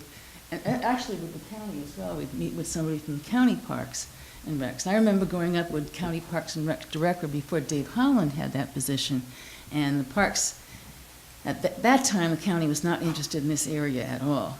And that changed overnight. Things got a little bit better. But that's the type of outreach that that committee did. It was a Parks and Rec committee that MCC had, and it connected with other groups. And I think that might be a good way to start again. Start a Parks and Rec committee and get people on that committee, both members, 2 or 3 members from this committee, and also get other people, interested members, and then you can get people from different communities. This Parks and Rec committee had someone from Montero, from West Beach, from El Granada, and also then connecting with Half Moon Bay, the city of Half Moon Bay, and its parks.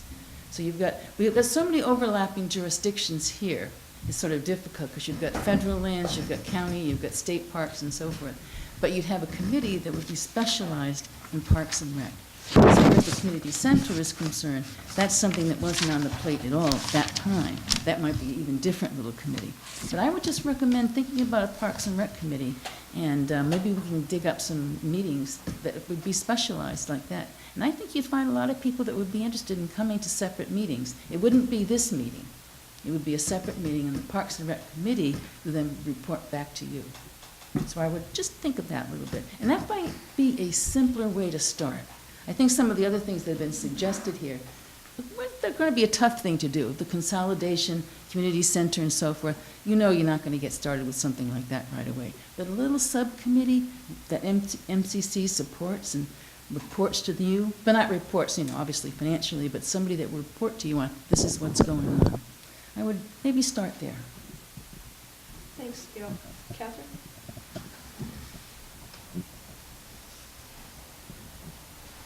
Well, thank you. Thank you for having this. I would, for those of you who maybe are not aware, you've had quite a few ex-MCC members speaking to you tonight. So it's not just random people from the public. It's actually a fair number of us who have a fair amount of experience. About the past MCC committees that Gail just spoke of, that's how we got our design review standards. That's how we got our design review committee. It was through the planning and zoning subcommittee for the MCC. Prior to that, people could come in and do whatever they wanted on whatever land they could piece together, and the neighbors be damned.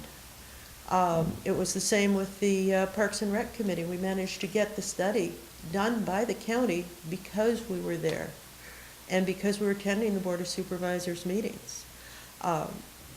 What happens in this community happens because of the people who live here. The park in Moss Beach was a gift to the community from someone, and it got taken over by some folks who forgot to pay the taxes. And that's when the county had to come in, but it was an all-volunteer effort. The water district that Montera, the community now owns in Montera and Moss Beach, was an effort and a result of the community doing it. Some folks from the community went to the county, or went to the state, and got the powers of a water district, county water district, for Montera.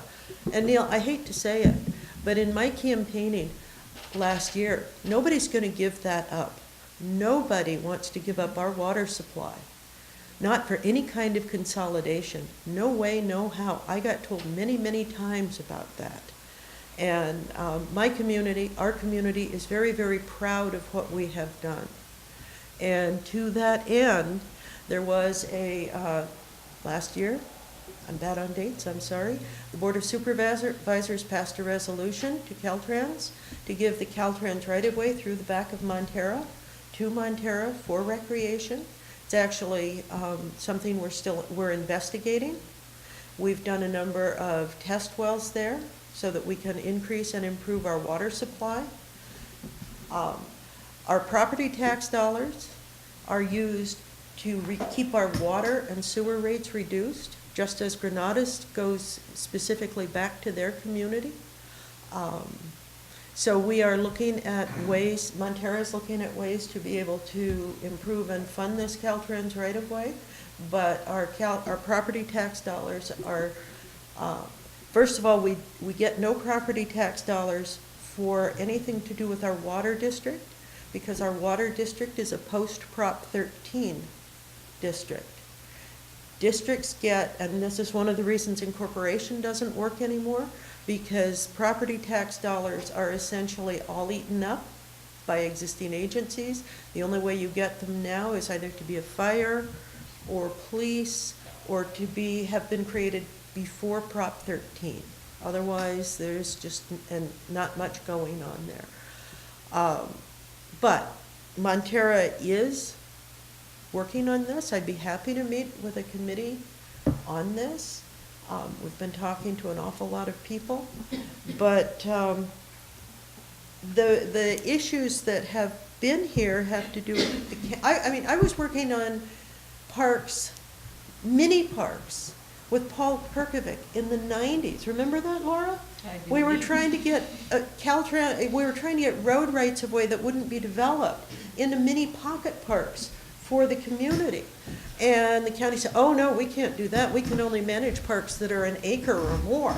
There's no way. We have to have big parks because small parks just won't happen. And we're going, well, then just let people do it. And it was kind of like, oh, we can't do that either. We do have a need for parks. We do have a need for recreation. We also need to remember that we are separate and distinct communities and with a great deal of pride in our communities for what we have each and every one of us managed to accomplish. And I think we can work together. But it will take some good agreements and some good funding and some good sources of ideas. It's always good to steal from others, of course. There are, I'm sure, lots of those around. But when you talk about doing something, for instance, with Half Moon Bay, I would remind all of us that we right now have a joint powers agency called Sewer Authority Midcoast side. And this is not either the time or the place for a longer discussion on that, but let's just say it has not always been, particularly in the recent past, as successful as one would hope. And once you start consolidating things, individual neighborhoods, individual communities get lost. And I think we are a very special area in the regard that we don't want to be like Pacifica. We don't want Manor to be confused with Rockaway Beach, and they're all suffering now because they don't have the kind of representation that perhaps each one needs. But if you want to reestablish the Parks and Rec Committee, I'd be happy to to join in. I'd love to get a resolution from the Midcoast Community Council to Caltrans, supporting MWSD, taking over the Caltrans right of way. Written to You Caltrans have. and support. Okay, and at no charge, because we're always short on money, and as is everyone else, there's too many projects and too few dollars. We all know how that works. So in that case, thank you for that letter, and we are going to be asking for the resolution from the City of Pacifica, as well as from the City of Half Moon Bay. We expect to get that, and so we are working towards getting this land to meet the recreational needs and further water needs of Montero and West Beach. Thank you. Can I just ask you, just, this was originally an agenda item because, like, we want a community center.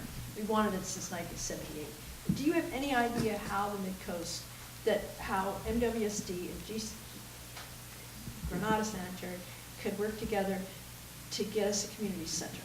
Is there any possibility? Or do we just need? Anything's possible. Well, so this is where I'm going. I mean, does it have Politically to be? possible. Even politically, but the issue is, it would be nice to be able to work with the county and get a community center right in between Granada and Montero. That would be at the airport, where there's parking, Well, I mean, what I'm saying is that water, sewer. maybe they would be involved as far as the land, but it'd be nice to have our local agencies do this, to have local control, and not always just be turning to the county, make this happen for us, so that's what I'm saying. Is there a joint powers? I mean, is there any way? I mean, I don't know these things. You guys do. You two agencies, you know how these things work. Isn't there any way to have the two come together and have Midcoast-wide work on these lists of things we want to get some progress? The thing missing in all these committee meetings over the decades has been governance and funding. I mean, you can have all the committee meetings you want, but we still need the governance and the funding. I agree with you entirely. I will say I was blessed some years ago to have had come into a significant amount of money. And I was actually, I looked at the, what's called Farallon Vistas in One Sierra. I was actually trying to buy that as a community center. I also was looking at another site that was for sale at that point in time, figuring that there was a way that if I could underwrite it and make a community center that would pay me back and make a decent thing for the community. Negotiations did not work out on either site. But it is still a possibility, but we need some broad, wide-ranging thoughts, people who, some of whom who have connections, monetary connections, and others are maybe looking at ways we could make something like this pay. One of the thoughts for the One Sierra, the Farallon Vista, was to put a nice structure up there and then be able to rent it out on weekends for weddings and parties and so on, and it would help carry itself. Like I say, that fell through. I was sorry. I thought it was exciting, but so if we, I mean, let's, as Gail said, let's get this committee going, and let's talk about things, and let's not be stuck with the old ways of thinking about it. Well, could this be a committee of some members of GCSD and some members of, could they form the kernel of this committee? Because we don't have the resources. I mean, we're just, we're just advisory to the Board of Supervisors. You guys have are ideas. local. Well, we'll come, but you're the governance and the funding. You are two local districts. And so if you two agencies could get together and lead this, I don't care, think outside the box, whatever the form. I'm not saying anything one way or another, but that's what I'm hoping for. I will say that when when MWSD gets further down the road with Caltrans, our plan had been to open this up and make it far more public. Right now, while we're talking and negotiating, this is perhaps not the best time to go wild with ideas. But it is something that I see coming. I've seen listening to Sam. I moved to Montera in 1979, and I remember being very upset when my children were born in the early 80s that I had to drive to Half Moon Bay to find a park for them, that there was nothing close. And we have made some progress. We can still make progress, and to Chris's point, it might take a year or two, but I think it's possible. I know one of the things I will probably hear is, oh, you want to put a community center in the back of Montera? Oh, that's too far from anywhere. Okay, so let's start talking about where we can be doing this. And that's something that the county can be working on. They actually do have those kinds of things. So, and they do have money available. All of this construction that's going on, every single square foot of every single house that's being built and has been built for the last, since 1981. I just found a chart that said between 81 and 2002, there were over 1,000 houses built. That was a fair amount of money. So you're saying that your preferred structure would be for the MCC and as advisory council to advise the board of supervisors how to spend the money and put the community center someplace? I think that should be part of it. I don't, but everybody's always saying they want local control. So MCC and Granada and Montera and maybe the school district, but we should start small with MCC, Montera, and Granada. There's a fire district, there's a new firehouse going in El Granada. Part of that was supposed to have a community center. Granada actually has been talking to the fire district about having its own community center next to the post office or something. There are all these ideas floating around, and we need to actually sort of consolidate them a little bit and set a kind of a priority as to where we're going, because lots of people have lots of ideas, but let's start ironing them into a jigsaw puzzle. Let's make it into a picture.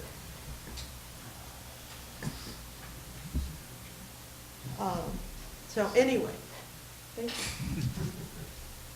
you. Yeah, Ross. I'm Dale Ross, as she said, in person. And I live in El Granada, and I, along with Barbara and any other members, am on the advisory committee to the Granada Community Services District. Don't mention sanitation anymore, because it's community services. So, and I won't make this too long, but we're actually blessed as a community services district with the right type of starting organization of being a sewer and sanitation services organization. You might say, well, what's that have to do with parks? The governance of that district has been very frugal over the years, but also, I think, quite wise in using funds. And the community has grown as lots have filled out and so forth, and property taxes have come along with that. And additionally, just the structure of the community, of the bulk of the community, is this amphitheater here with the hills. And so things like even sewage go down hills without any pumps. So we actually, the sanitation district has some of the lowest operating costs in the whole county.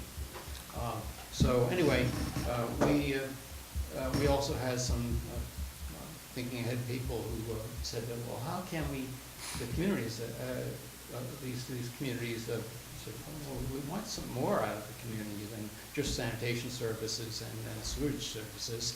there should be some other things that we could do. And the district's lawyer had some conversation with other lawyers and said that, you might think of a community services district and use that as another way to expand the services that the community wants and can have. So I think that the Granada Community Services District happened logically from public input. But I'm not crowing and allowed for the wonders of the district. We just were kind of blessed with a good foundation. We are making, and I think the overall theme I'd like to advocate is collaboration, not consolidation, collaboration. But each collaborating district has to bring something to the table. And the thing they have to bring to the table is they have to be fiscally sound so that they can participate and throw some money into things.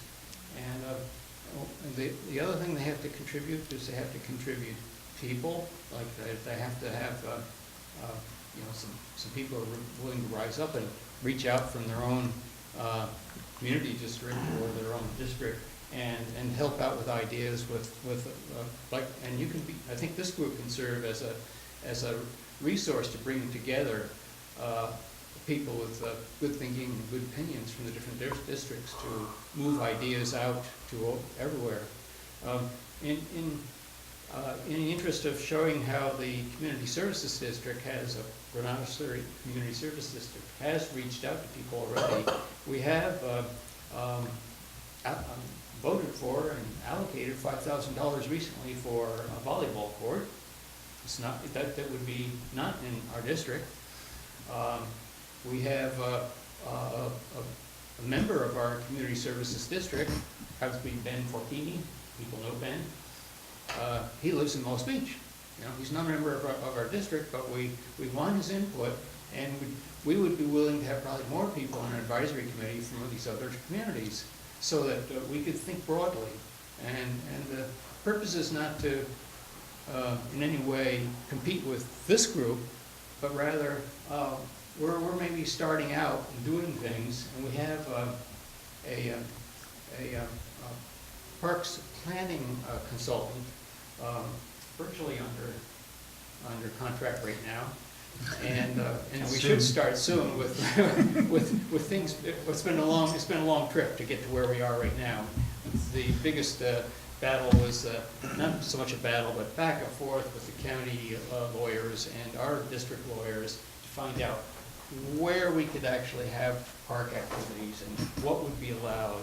And the long and short of it is that it came down to that the county finally agreed that they own property on which park facilities and recreation opportunities could be placed. And they have finally agreed that they will permit us to put recreational activities and trails and so forth. Could I interrupt 1 second? I want Catherine not to leave quite yet. Catherine can't leave. You're under house arrest. I wanted to ask both of you a question when you get to a point where you can entertain them. I went on for a long time. So, where was I? The county has said that they own the property. Okay. And So that was we had to work hard for that. It's taken 2 years because we were the election occurred in 2014. And here we are at 17 now, and it's taken 2 years to work with the county and finally work out how we're going to have use of these lovely medians, and also how some of these could be created, worked into local neighborhood parks, tiny neighborhood parks. And we've also reached out to the Harbor District, and we've reached out to Moss Beach to have a representative from there. So I think, and as far as the community center is concerned, I'm speaking out of church or out of school. I don't know how the expression goes, but I don't speak for the board. I don't speak for the committee as a whole. But I think there'd be a willingness to cooperate with everyone in the larger area on a community center. And I think we want, not to just be dragging everybody along. We'd like to have everybody participating in the process. And so that's I don't know if that's been helpful. Carried, thank you. Okay. What I wanted to ask, if I Yes. may, I don't know if Catherine actually left or not, but she mentioned it being Montera being a post-Prop 13 agency. Is that what the phrase you used? We are a pre and post Prop 13. Our sanitary district was 1958, like Granada. But our water district is post Prop 13 in that we didn't become a water district until 2003. Okay. What I wanted to ask is whether Granada has the same difficulties that you're describing that Montera has in terms of Prop 13. I don't Do you know. have more funding Well, available than structurally than Montera does, or not? No, I don't think so. I think basically the way the district operates is it, has services it puts in place, and those cost something. And it works with the county to say, as a district, we're an unincorporated district, and we work with the county to say, well, we've got some property here that's worth something to you. We send property taxes to San Mateo or to Redwood City. So so we work. It's been worked out over the years as allocations, and some of that's governed by the state. The states come in and said what the allocations should be for different. So we collect. All of our residents pay property taxes. It goes to Redwood City, and then twice a year an allocation comes back, and allocations go to all the districts, apportioned the way the government has gradually created the system. Okay, sounds like I need to find out more about what pre and post Prop 13 funding entails, and I can do that later. Granada is completely post Prop 13. Okay, is that bad? It's just different. Okay. The community service You need district. to look at the agreement. I'm speaking. I just thought I'd correct you. Oh, thank you. I can correct it. The basis for the community services districts was established in the 1970s by the state legislature, and that postdates, as Dave said, the Proposition 13, and it just set the ground, and it happened because water districts and sewer districts and others were looking for ways to, were being asked by their community to provide more services, and can't we do something more? And furthermore, many communities didn't have the mass to incorporate or the mass to be a larger city. But they wanted to have a better governance and funding mechanism there. So that's it. Thank you. All right, I'll sit down. Good night. Would anybody else like to hold forth on this issue? All right, I'll close the public hearing. Council, any further thoughts? Well, a few more. I do want to make what I believe is a true statement, others may disagree, that we have had many, many surveys going back all the way at least to 1978, and all the results have been broadly the same. When Granada Community Services District did their survey and got their responses, boy, the responses were just the same again. So I don't think there's a need to survey the Midcoast on what they want. Priorities might be a slightly different issue. I really think that if we establish a committee, and I'm certainly not opposed to a committee, I think the committee is more about the funding and governance than it is about what do people want. And it may ultimately be about, well, there's these two possible sites, which one works better. But I want to, in my opinion, a committee should have a very constrained focus, and I think the funding and governance and perhaps the priorities are the big things, not the, gee, what do we want? Yeah, and what are you going to do with the priorities if you don't have the good funding and governance anyway? I mean, that's been the problem all along. Yes. Yep. Well, think collaboratively instead of consolidation. Yeah. Any other thoughts on where we go from here? I actually think that at this point, I think it's up to the community and the and their private non-profits to take the lead for now. I mean, like to set up their meetings and try to find a solution regarding funds and governance and all that stuff, and if they want to have more private funds and try to get more solicitation to get these projects going. That's what I think. So basically, I think that it's up to the community to take the lead.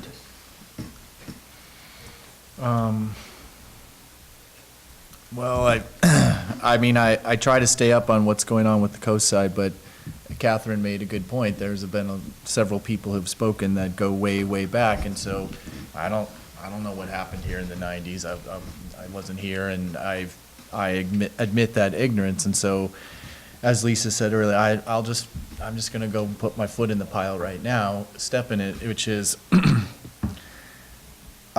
hearing comments from the public and thinking about what we've discussed here. I don't have much confidence that all these entities will figure out a way to develop something like a community center. From what I heard from several people commenting is, come up with a project and build around that. But then I also heard from some other people, come up with, a committee or something like that that can build towards something. So is it the chicken or the egg? To me, it's not clear from our discussion what the community wants. But my feeling is, what can the MCC do? The MCC, in my opinion, I think, Lisa, you were going there, needs to be kind of the cheerleader and community organizer for a singular project. And maybe that can lead to other things, but we've been talking about a community center. Community center has come up in every survey that's been done since the 90s. It's needed. I believe it's wanted. I don't see that there would be a huge outcry against a community center in theory. So if that was something that the MCC felt like, okay, community center, that's on all the surveys, let's go with that one. That the role of the MCC would be to reach out to each of these individual entities and be the linkage between them. And whether that's through a committee, which, I mean, Gail knows, like I sidestepped that when I was chair. Like I see a lot of committees and a lot of other groups that I'm with, and sometimes they work and sometimes they don't. But us being an unstaffed body, it seems difficult. But that the MCC needs to identify the project, community center, identify a site, and that doesn't mean that like, okay, this is the site and that's all you get, but maybe a couple people, or maybe we have an agenda item where we theoretically discuss sites, and we kind of filter down the details so that then we've got a site and a plan, a project, and then go about gathering the donor pool for the funding. And the donor pool would include GCSD, MWSD, Harbor District, Coastside Fire Protection District, possibly the county, possibly 501(c)(3)s, as Brandon alluded to. But to me, that is the only way I can see this ever happening, is if that some entity takes charge of like, we're gonna start to move towards this and bring people in and be the linkage that pulls these people together. Because I don't see these consolidation, cooperation. I mean, cooperation is what I'm talking about here. Consolidation, that's the spheres of influence. I mean, I don't want to battle that. That's why we're still here without a community center. There's just too much talk about that. But if we approach this as these entities are partners in this, and there's no battling over turf or anything like that, towards a community goal, and it could start with like, where's a good place for it? Not in any of those communities that would be feeling their toes are stepped on. Princeton, Plan Princeton. Why isn't this community center part of Plan Princeton? Can we somehow work it in there? Right there, to me, is where the community, that's in the middle of the Midcoast. It's not in Montera, it's not in El Granada. It's accessible.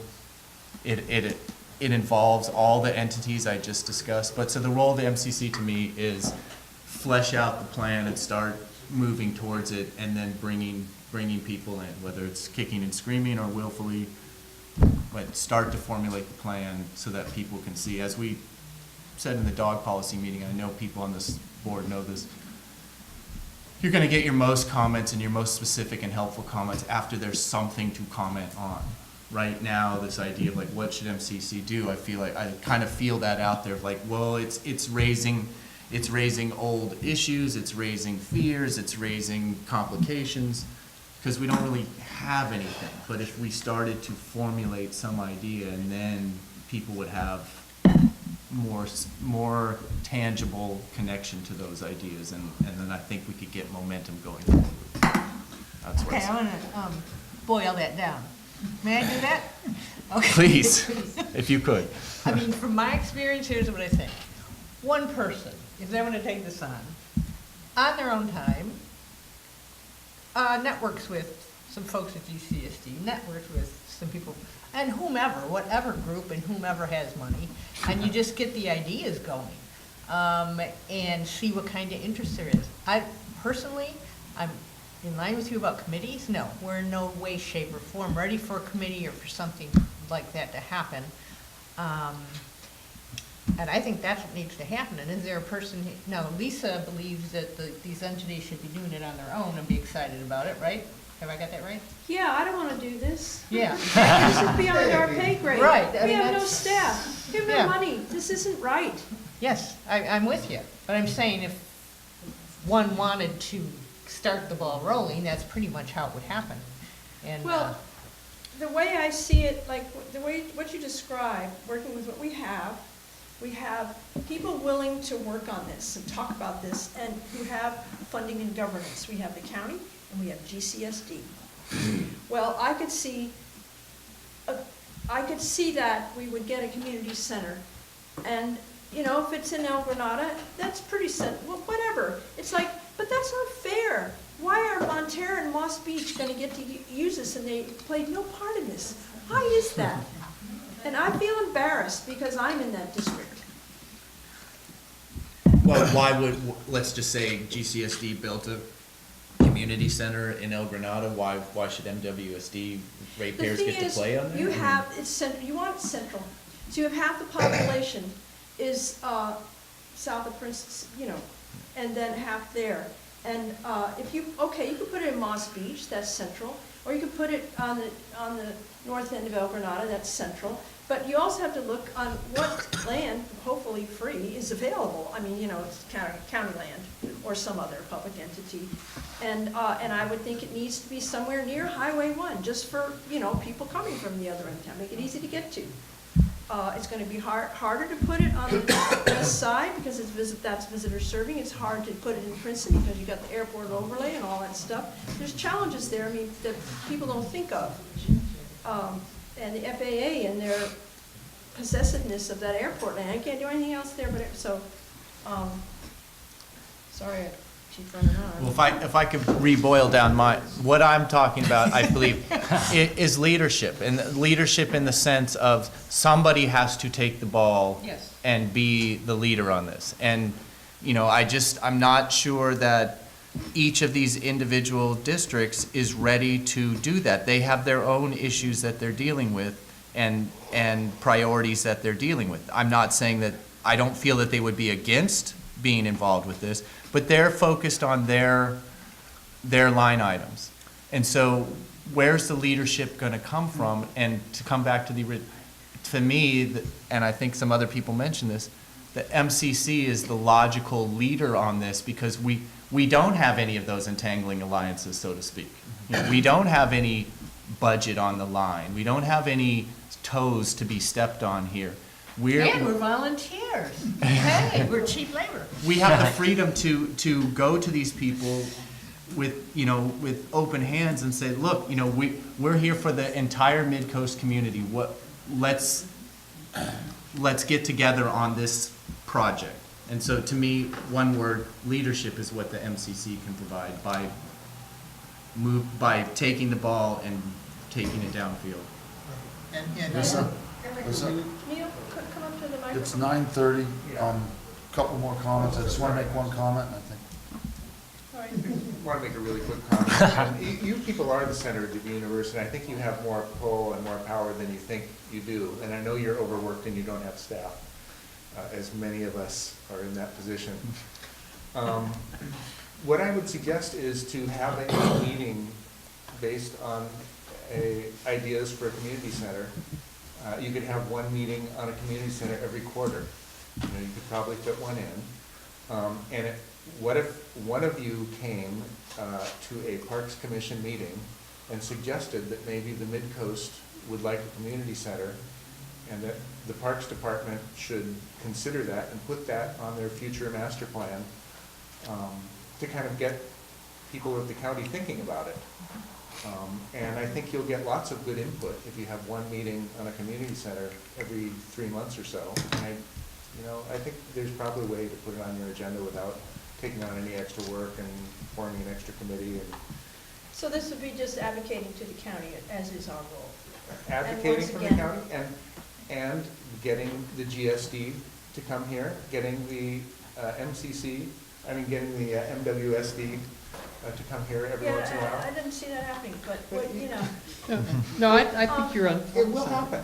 Yeah, It so, will. so it's definitely possible, if nothing else. So, I mean, I was trying very hard to avoid coming up with specific ideas on how to solve this, but just to throw out something very hypothetical, we could come up with a site for the community center at the school site, North El Granada, because it's not being used for anything. Yes, it might get used for housing, might not. Yes, they want to put the pump track there. So, a possible site.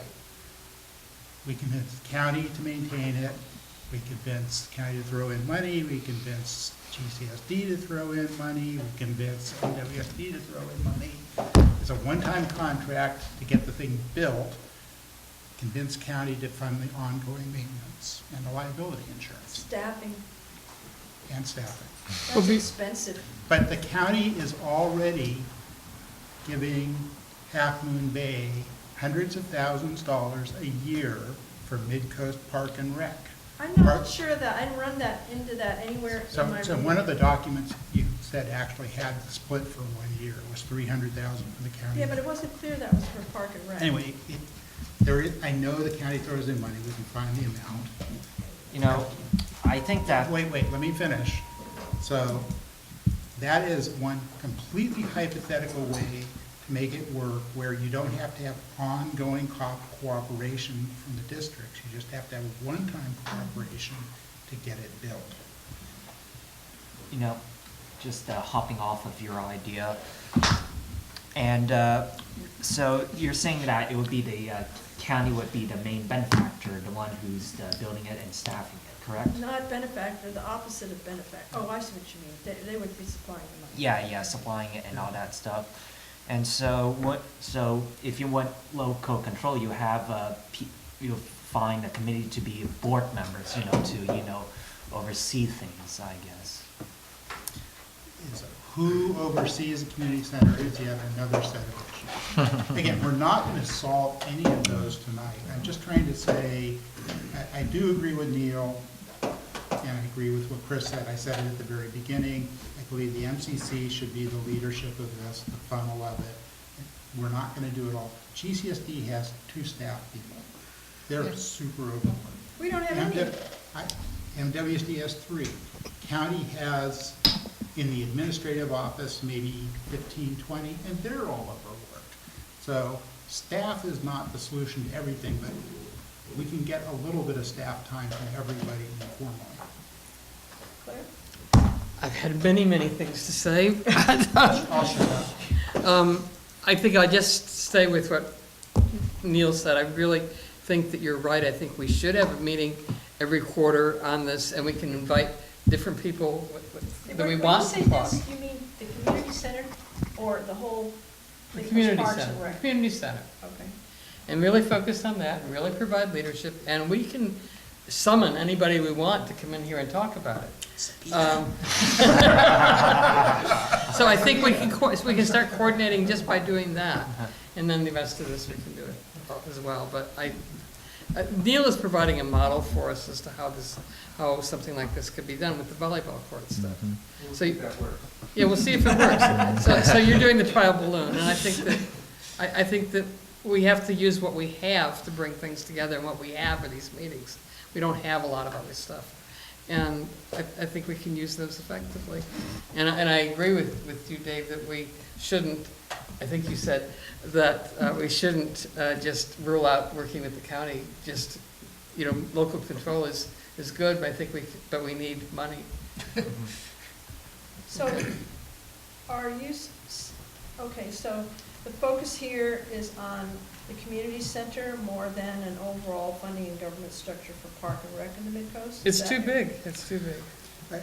I still want to pursue Well, that myself. If you but don't that have that can be separate. governance and funding for the community center, you're still gonna run into maintenance and staffing, and that's expensive. And, when you think of, GCSD or another agency, Harbor District, whatever, are combining and building a building, and they have their space in there, and then there's also this meeting room, then there can be they can include, that would be easily included, the maintenance and the staffing, more easily than if you have this building way off somewhere and nobody's watching over it. So there's that advantage. But Dan said he wanted to wrap this up. What I'd like to decide here tonight is I next wanted to say steps. something also. Well, let me finish the sentence. I want to decide on next steps. Now, it was Chris and Dan who wanted community center on our work plan for this year. So for follow-up meetings, if this is on the agenda, you have the preparation, you bring the structure, the agenda wording, and what's going to be accomplished to that meeting. It won't be me and Dave. Why are you saying that? Because it's a lot of work. And Dave and I did it, and our names aren't on that item. We have other items we're working on, so I'm just saying, if that's the next step, and we feel that the MCC needs to lead this, at least for now, or whatever, or follow up on it, then that would, and if we're gonna have more meetings on it, then I would say, you guys will sponsor those agenda items, with all that entails. Okay. Deal, Chris? Yep. Okay. And you wanted to say something? Yeah, I agree with Chris and Neil. Okay. But I wanted to add that I think really the fulcrum here will be really building community support. We need to identify key members of the community that can do a lot, because there will be a lot, right? And get involved and get more people involved. It really has to come out of the community. We need to have a lot of people involved, and it's going to take a campaign to just really promote it. Yeah. I think it's And once you have a critical mass of the local community supporting, then the county, then MWSD, and the GCSD will start to pay a little bit more attention, because we have the critical mass of the community pushing for this. And yes, there'll be some bickering over, what it would look like, where it would be. So the Is it gonna be key one piece, big one, or one, couples, satellite to take care of local? the key piece in sponsoring this issue and in talking to people and gathering all this is define what the community center is. Because if you just talk to people about community center, they may not be thinking the same thing you're thinking of. So think of a definition, and in the slide presentation, there's the one taken from county zoning regs, which is short and simple. Maybe that's what you want to use, maybe not. Just for meetings and stuff like that, not a gym. But I mean, you need to clarify that when you're talking to people about what this is. Of course. Just, because we've tossed this around for a long time. We never really did talk about what that meant. Well, What is the what community it center? will mean may evolve as well, so we just have to get started. Okay. Anything else? Okay, moving on. Council activity. Anybody have anything to report? Dave and I were at the transit thing. You want to talk about that, Dave? Sure. So this was Sam Trans looking for community feedback on routes, expansion plans, creative ideas to provide transportation. Supervisor Horsley hosted it and got it going in response to people's concerns about traffic. It was unfortunately rather lightly attended. There were a number of people that were in the room here tonight there. There was all kinds of ideas talked about, why isn't there an express bus to BART? It used to be, they canceled it.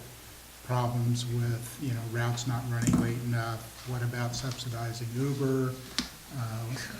All kinds of ideas. Well, don't laugh. There's a city in Ontario that's setting up a subsidized Uber instead of doing a bus system. So it's absolutely doable. I'm not saying it's the right answer for the Midcoast, but the point is there were a lot of ideas suggested. There were no decisions made. It was a useful meeting. There was going to be another one held in Pacifica. I think it's already happened. But Samtrans is listening. Don is interested in trying to come up with things. So I'm hoping that more of the community will show up for these things in the future. Anything else to add, Claire? No, that's pretty well sums it up at this hour of the evening. What is this hour of the evening? Oh, yeah. Anybody else? And I did have one other thing to report on as well. On April 18th, I attended the San Mateo County Vulnerability Assessment Draft Stakeholder Review. Quite a mouthful. They've released their draft report on sea level rise, resiliency, and how to deal with that. The meeting was to make sure that people from all over the county were exposed to it, get feedback. There was some brainstorming. One very brief presentation was from a city engineer at Foster City. Foster City is already planning for a variety of choices for raising its levy system, including living levies, and was going to their their planning commission that night. There are 4 or 5 different bond proposals, anywhere from $90 to about $200 million to do that over the next 20 years. So there's a lot going on there. If you have not looked at the draft, they're at the request of people on the Midcoast and Half Moon Bay. They do cover things like Surfers Beach, the SAM sewer plant in Half Moon Bay, and a couple of other sites along the coast in Pacifica. So it's well worth at least skimming the sections you care about. Anybody else? I have a couple items. The Valmar Bluff Four-House Development. I attended a site visit yesterday with the applicant and the Coastal Commission staff, Leonard and Lenny Roberts, to review the RISE plans that they say they will be submitting probably later this week. It appears all MCC issues have been addressed. The 4 houses are, it was 6 houses. The 4 houses are aligned along Valmar Street within the Cypress Grove. The conservation easement, the coastal prairie, that's conserved, and the trail along the bluff. The Moss Beach Chevron landscape buffer we wrote about, that was removed, we wrote about this coming up on the 3-year anniversary, that just was taken out and paved over, and so there's this no man's land in front of the Chevron station with cars going everywhere anyway. So progress on that. Now it's reached the point where it's in planning. Summer Burleson is the planner, which is a good thing. And I reached out to her because her notes on the online permit site said that the replacement buffer will be shorter than it was before. It has to do with truck turning radius. And so I said, well, look, can't we cut down on the number? They got 2. They would still have the 2 entrances on the highway and all this. Can't we cut this down to, say, 1 entrance on the highway and 1 over there? And I sent her the copy of our letter from 2014, and she wrote right back and said, oh, thank you. She had never seen that letter, and she would reach out to Caltrans, the DPW, and the applicant and see what could be done. Oh, how cool is that? And a CDP will be required, so there will be opportunity to comment when that comes. So that's all I have. And future agendas, so far I have for May 10. Gary Burke is coming to talk about the New Granada Fire Station, and there'll be a presentation from the Sewer Authority Midcoast side. They reached out to us. That's cool. Anybody have things to put on the future agendas? Neil? Community center. Okay, we are adjourned. Thank you very much.